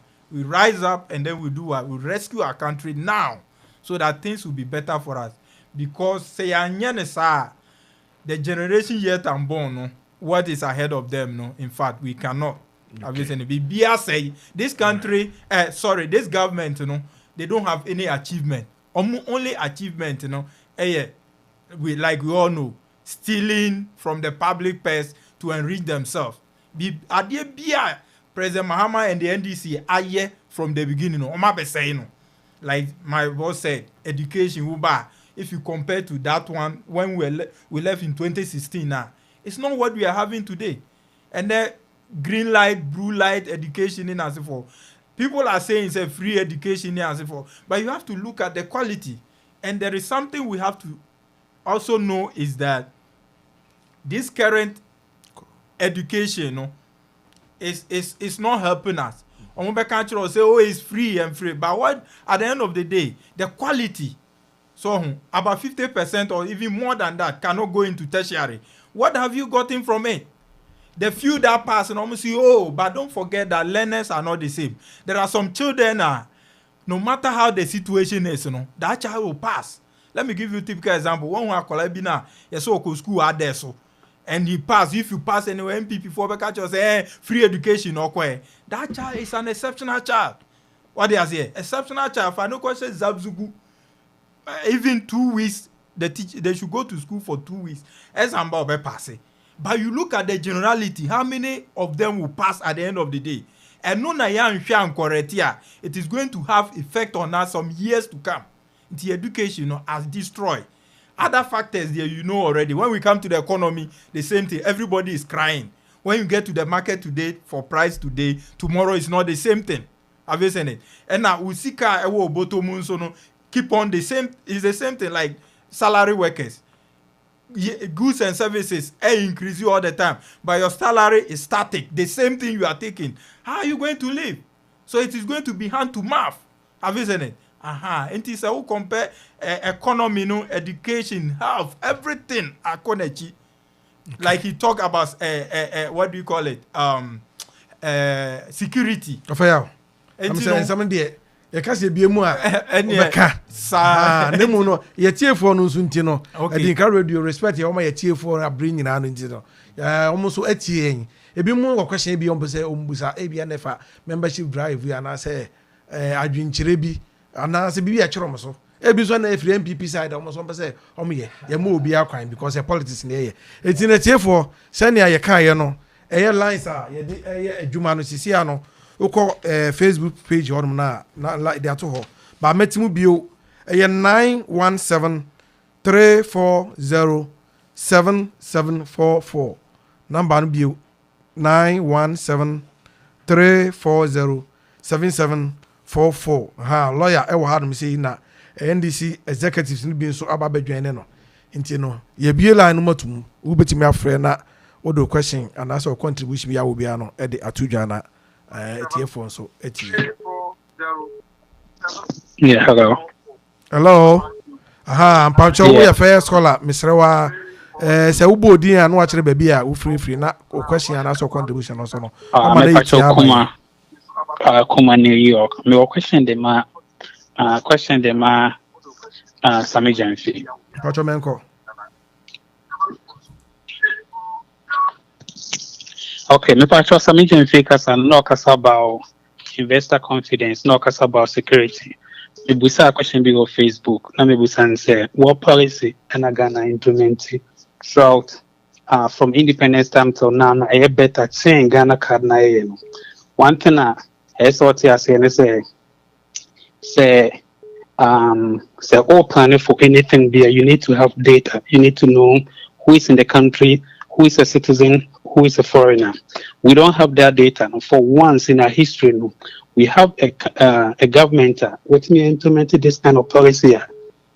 Crime rate away, at least who could take here fans or register MTM card and ask who be bank account and I say, oh, ye be ye tie ye take you basic biodata no.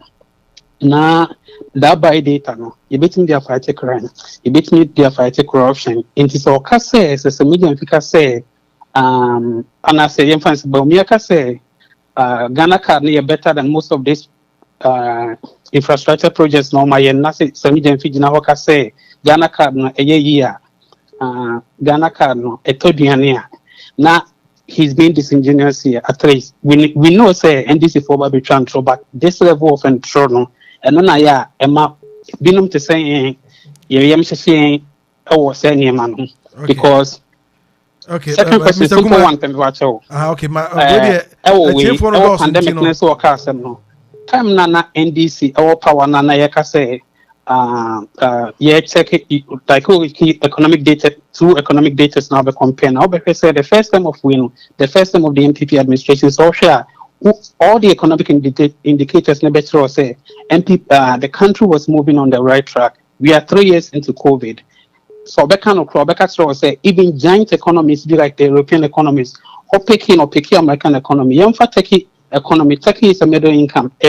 On a phase value is doing better than Ghana. But okay, the Turkish economy and as a big economy like Brazil, the inflation rate is over 50%. It's what is he talking about? We are talking about I hate almost every single country in this world. Yes, you can go ahead now. We're talking about all these other things now working, but the data no and I said the facts no to the contrary it doesn't add up into Ethiopia so hanum. Why? Okay, Mr. Kuma, yeah, that's pa. Sammy. Had this.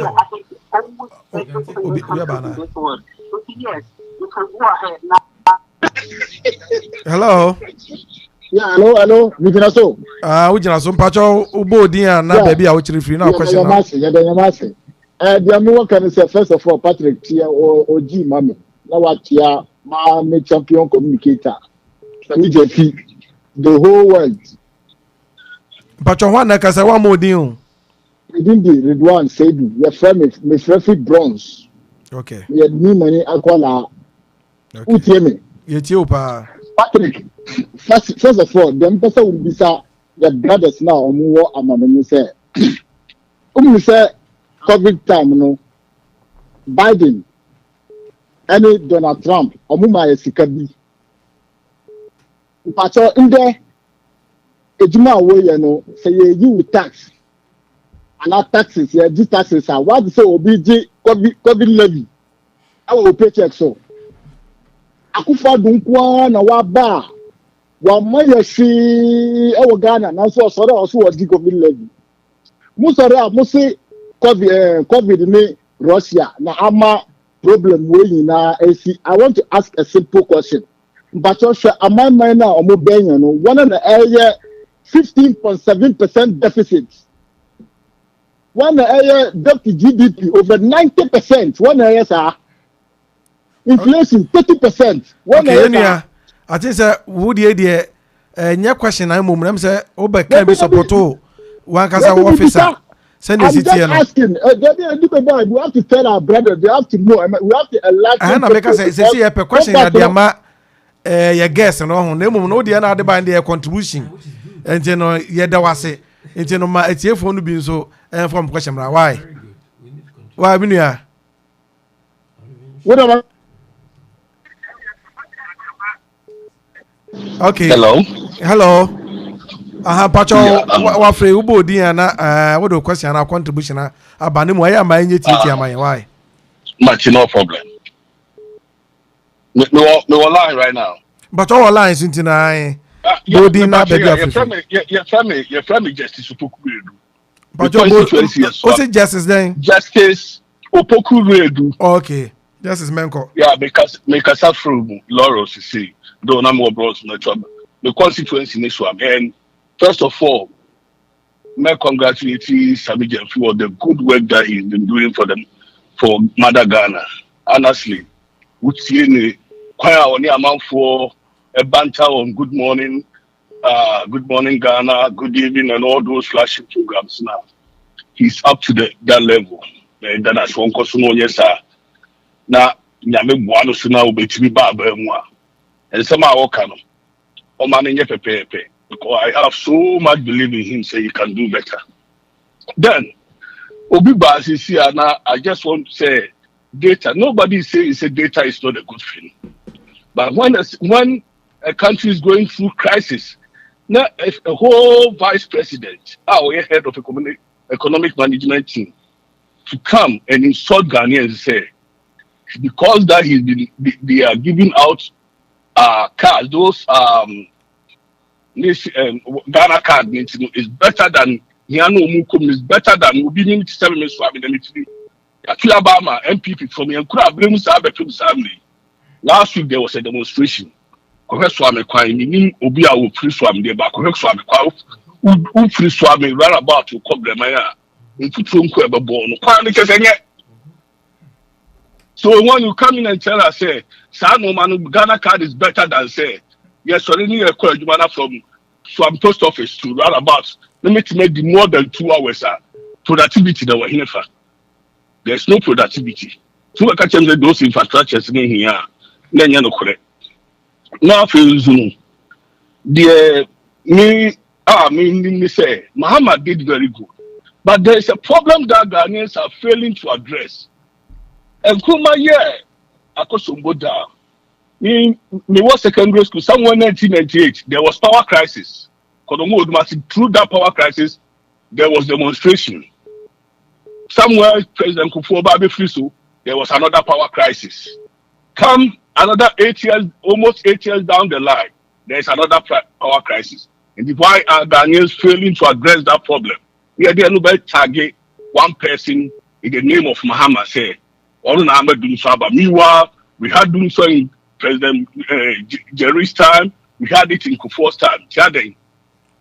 I think say he did well. And those time, what is your alternative? You see, buy power.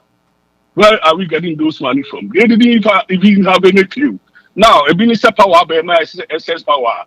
Vice President Joe say SS power now they pay him for them. They can't put it in good use. You say you want to do one district, one factory. Near amount SS power. What do you use them for?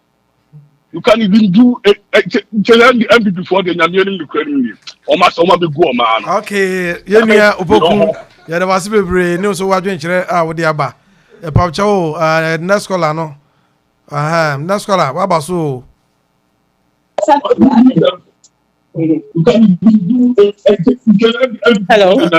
Hello. Pacho, Mr. Opoku, Pacho. Mr. Opoku, for Nusima and Nascola, that's why. Pacho Nascola, lady, Pacho Bodi, never be office. Hello. Hello. Me Pacho, caller. Why, your tone can say, background noise, no. Who cost 80 and Jamaica or nice in the background. Into it to me a lower volume now, no Wakasa.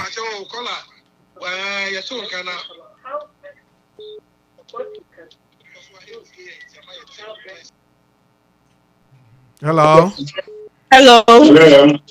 Hello. Good evening. Pastor from Lydia. Mitia Sammy Gyamfi. Okay. Now, I'm person make a big kakra about cracking off free. So I feel say Ghana card near better. On free abroad ho not no. No got na Ghana no experience there. Ya mami mu experience na. Ya feel say Ghana card no. Ehia but enye necessary now because see ade ehia no. Enye Ghana card. Vice President mo be ka try and say Ghana card is better than a kwanya. Ebe make life more easy amaye no. Yenye something right also come. Moreover, Ghana card Mahama start you. Mahama start here. Sammy Gyamfi so why are there Pamela Sibi say or tina ho no TNDC for you na say bye bye. Yo, ma'am lady answer that say. Okay, Pacho next caller. Baba so no abodi na baby a free no.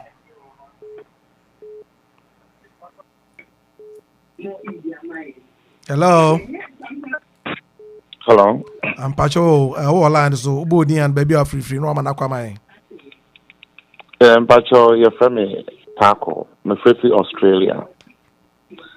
Taco, make sure our big of win, especially Sammy Gyamfi. I'm some more bridgema. Now, near my person make a brass Sammy Gyamfi is here. Oh, you sure near Dr. Baumia Becker here. As we be too foot a good departure any. Now, one problem I may have is that with the NDC communicators and that I don't think they're doing enough. To me, no, that's my point of view. I don't think they are doing enough because as a propaganda na NPP for no almost the year they ba abemu 2016 no, they're still doing it. So we see a plenty over Dramani as a uti din crampon and I say like 1% like all the band BPR.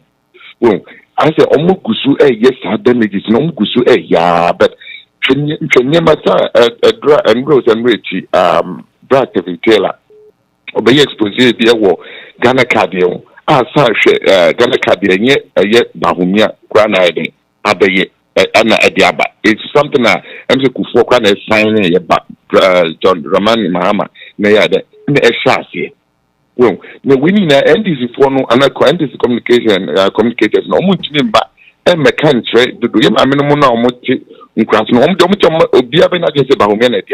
meanwhile, so you have dear Mahaman initiative or Shaki.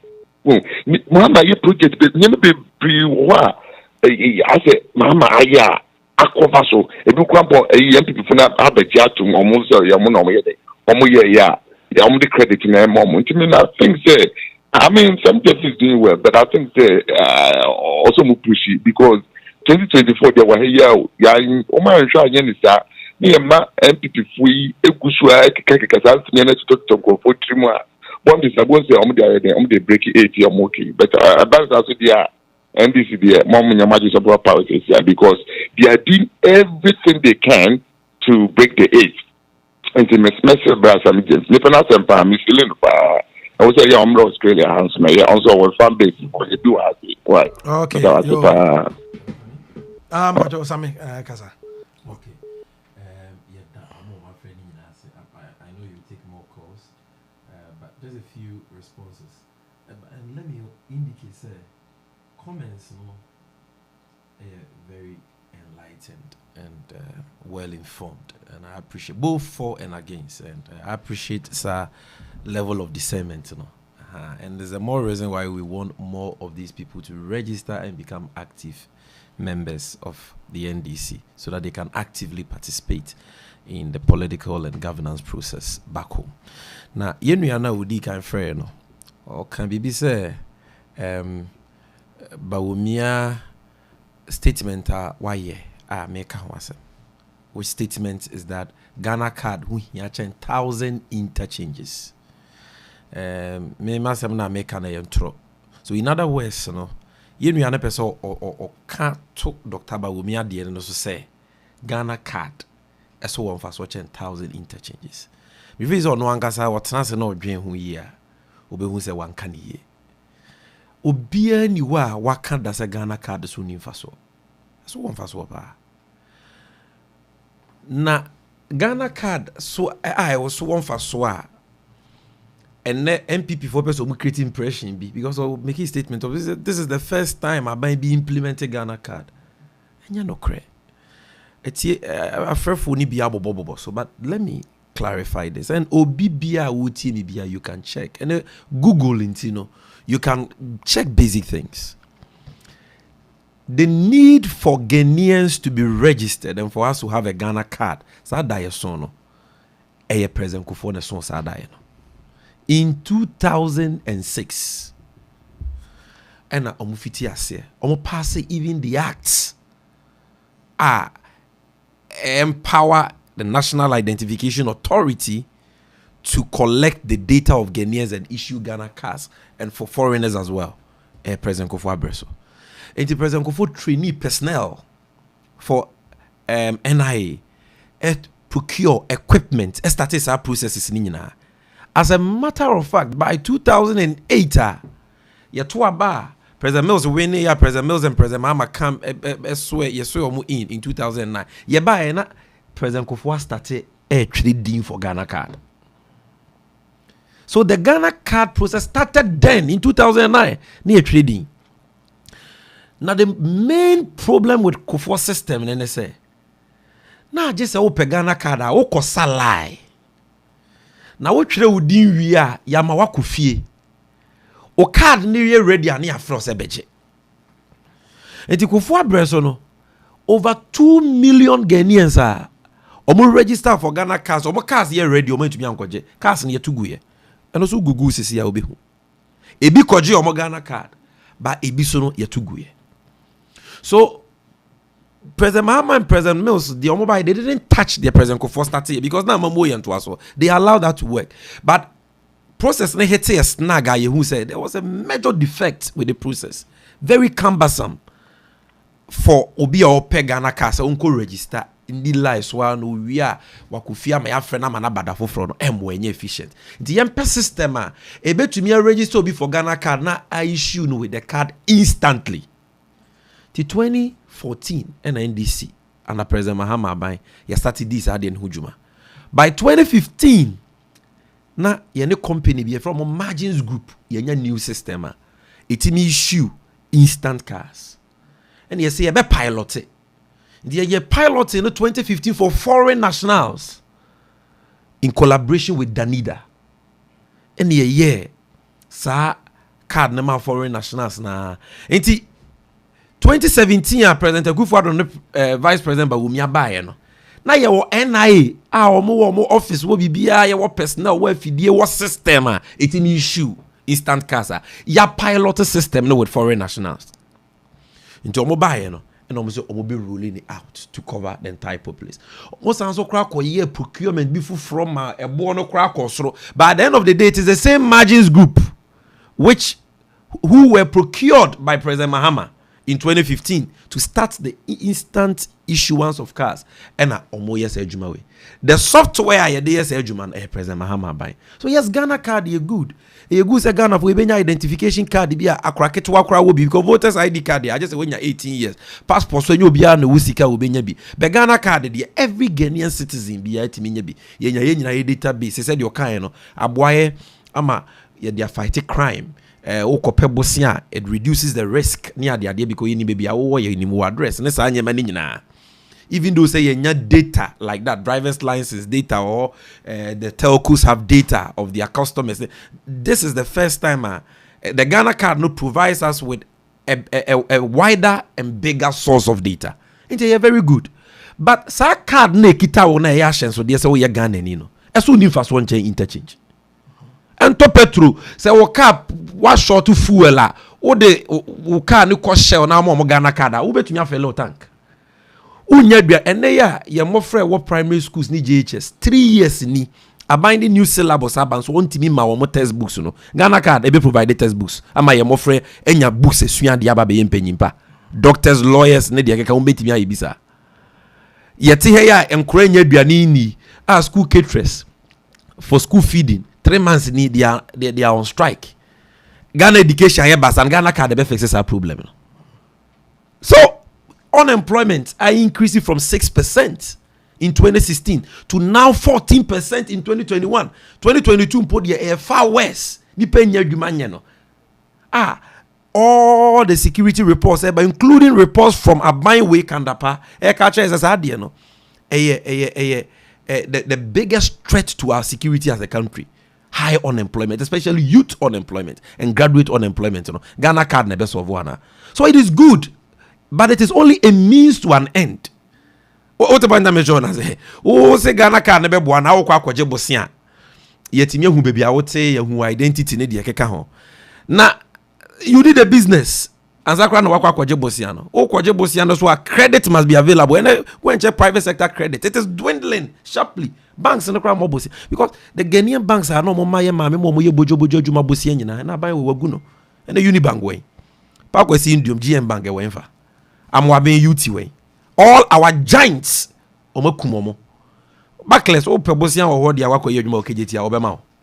Eco Bank obema o.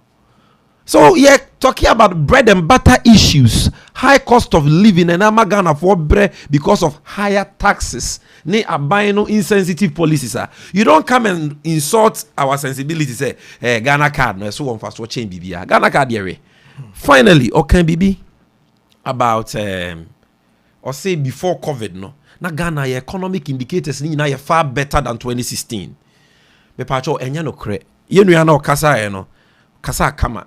He comes across as a learned person, but I will plead with him on checking the facts. budget deficit ye free akonwa so 2016 machiri mu dada. It's a measure of how responsible or reckless a government is, because your income revenue as compared to your expenditure.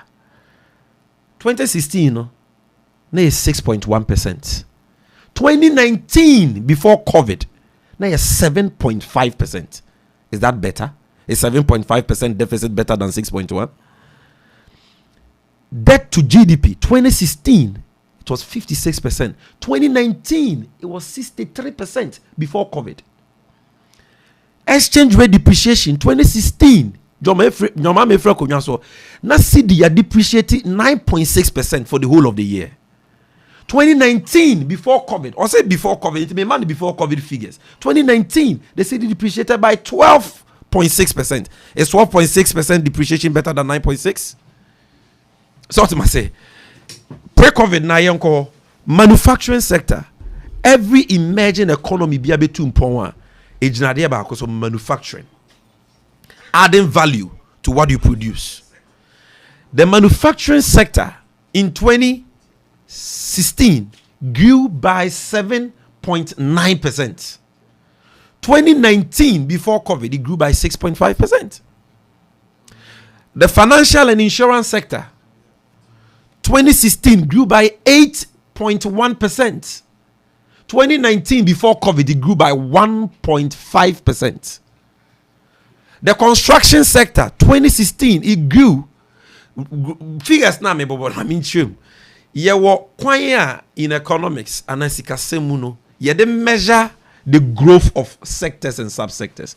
And then your friend growth rate, you know. And so what was it before COVID? Now economy ni papa na COVID na babe said. I mean, COVID fee before COVID, manufacturing had declined from 7.9% in 2016 to 6.5% in 2019. Construction sector, which is a measure of how much government is investing in developmental projects and paying contractors. Send a beya sika beba crew because oma contractor when ya kwanya na unsi suku dai na utu ya car. Messi benye sika. Messi nya sika. Contractor ni nya sika utu ya Messi nka. Utu ya Libra ka meboa. Omuso ji sika okofia na wakobɔ ne yira kohoma. Ne yire nso nya sika osi o medi banku no wako nikenika ho. No wako yama bro. Enti ya bro ru enya kakra nikenika ru aso ayedai. Enya kakra. Obekodwo mo betomo enne mesika ayedai. Construction sector mahama breso. Na mo se oye incompetent oni mama mu no. It grew by 8.4%. 2019 yen we are not check it. That same sector grew by negative 4.4%. Negative. It was in recession. How can you then say before COVID ba certain na Ghana before COVID 2019 ya hoto ye. Sometimes they talk like COVID in my and na Ghana ye to heaven. Na ya hoto na adwuma be na no ma bie. Na nyama papa mpuntu nyuma be na no ma no see hospitals bi na COVID ba ye COVID no yare no ama mframa bi abo ama hospitals nyina bubu ana. No ma see secondary school saying. No ma ya kwan do saying. Na nyuma sen no ma bie. Apart from NABCO ya ene ni nyina apaskei. They na no ma ye. So please, man, make before COVID asem. Now COVID na ye can yes, yare baba by harding. But call no friend me dana say. Den na Ghana nkwande. Inflation rate ye 30%. Na Nigeria ono so suffer COVID. Benin, Togo ono so suffer COVID. Obu inflation. Ebi kura was single digit inflation. Ebi was single digit deficit ye was double digit. Maza Russia, Ukraine, ne Russia ntokwa affect Ghana chen Ukraine. Ukraine na ono kontokwa no dia at war nipa ntimi mpie nipa ntimi nkwa adwuma omo hye bonkers mu bomb shells mu no Ukraine ko check omo debt to GDP far better than Ghana ye twem 90%. Ukraine for omo nya nduru ho. Go and check inflation with Ukraine omo kro do sa level no. Russia cry the sanctions agu no so no kra no are they at the level Ghana wo. So understand say a recklessness be masa ye nua no kasa no say e bi o MPP ni a ni die mu onye MPP ni nche on se akoto unim MPP mu pempanyifo makwadare wo sikasemu pa e o se akoto ene makasibe yebo but o se akoto e senior to makasibe yebo. He was in charge of their finances while they were in opposition. Former Tafo MP that make us anti this year. eja no enya ninua na Akufo-Addo feature bi ntia buy na Nana-Addo the finance minister na ma ninua. But he was promised that position as finance. Oh no be a free say obedi finance minister. And then when he tape na about bonti on Facebook no. O say Kenoforia tani ba wo mi o ma faili. MPP ni mapa we ye member of parliament for 4 terms and we free Wama Vincent Samuaba no. So ma faili makasi be ye bo mu nyina so we enya covid bia. Sikedie no. Bosia basa no. Na wo ma mpanyi a wo fa ne say Patrick wo ye oba tan wo fi. O many die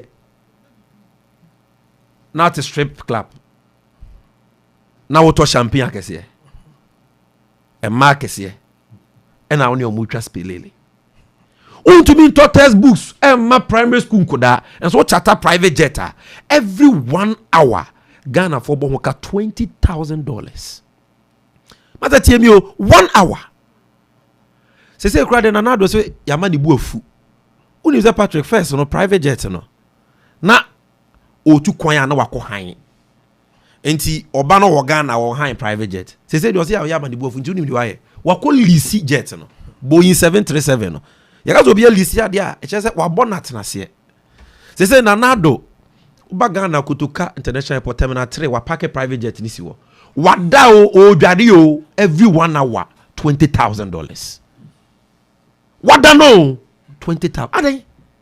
Dian anijie biem na wo peni wo wiase mu ha. Senka Ghana kwa ye ho atoye na wo se wo di sika ni bia no problem.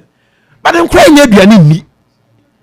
Masa in 9 months 2019 Nana-Addo spent 63 million Ghana cedis on foreign travels.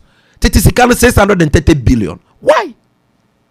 On mind to say Ghana ye wo ahuyehia ye ko sire sika na de ya kran so ko sire president Macron musika Macron no fa train o ko sire sika wa France no te Boeing 737 mu adaya me pese me dwade wo wiem Accra to Paris how many hours edu 7 hours impo ye man panyi dware e won kran no hyehye ne hu wie no ko tena mu a agye se wasan so dwade wo wiem fo France na wadu Paris wiem hyɛ no so ye wo bi for 900 years na President Kofo de Ghana for $45 million so any ho into a aeroplane phone enya no na President Mills and President Mahama mu nya de 2 kwan so say aban no yes I misplaced priorities reckless expenditure see while people are suffering amayenka ye can was a Ghana card we hia chen interchanges until we yes na as a too cheek yes sebi impreduasa who to phone na Ghana for e penyi so nkasa that's what I mean by that but you na okasa from Australia no I say NDC communicators we must do a good suggestion we will never say we are doing enough until victory is won we are not doing enough it is suggestion be for us to do more no you're welcome yeah it does okay so I'm say emrena ye share no yedi bi aka ho ama sabre no yakọ anim bia message na say ye ne NDC National Communication Officer anwumre yi yetoto ho adwen na ode mayen no o mayen enough na yemre no nsunti no dwumadie no yedi besi anum sei efi se wonu so owo dwumadie ni bi di a say okoso na odi etinye da etiefo nyina se ba bibiara awo say ye Ghana o say we US hanom say Germany o omomo Australia omomo UK baby ya Ghana ni obi ya sabre unya daje tie ADINKRA radio no tie NDC National Communication Officer Sammy Gyamfi ene NDC state executives almost obe tie na chi na almost the information amanfo be hia no ebetu dwa no yeda obi bia ase monkoso na muntie ADINKRA radio abrani abri nyina na brebia nso na ebekoso ase yebemmo saka de ekoso ewo news politics and entertainment mo host Patrick and anwumre me busebusa question no na me gi mo ay edema mo me producer enso DJ Jam etin baby am obi ano yeda mo asese mo asem mre na motie na abrere se no yebekoso na ye ne mo edi nketa ho ebiem yeda mo ase ye mo bia good night. All right.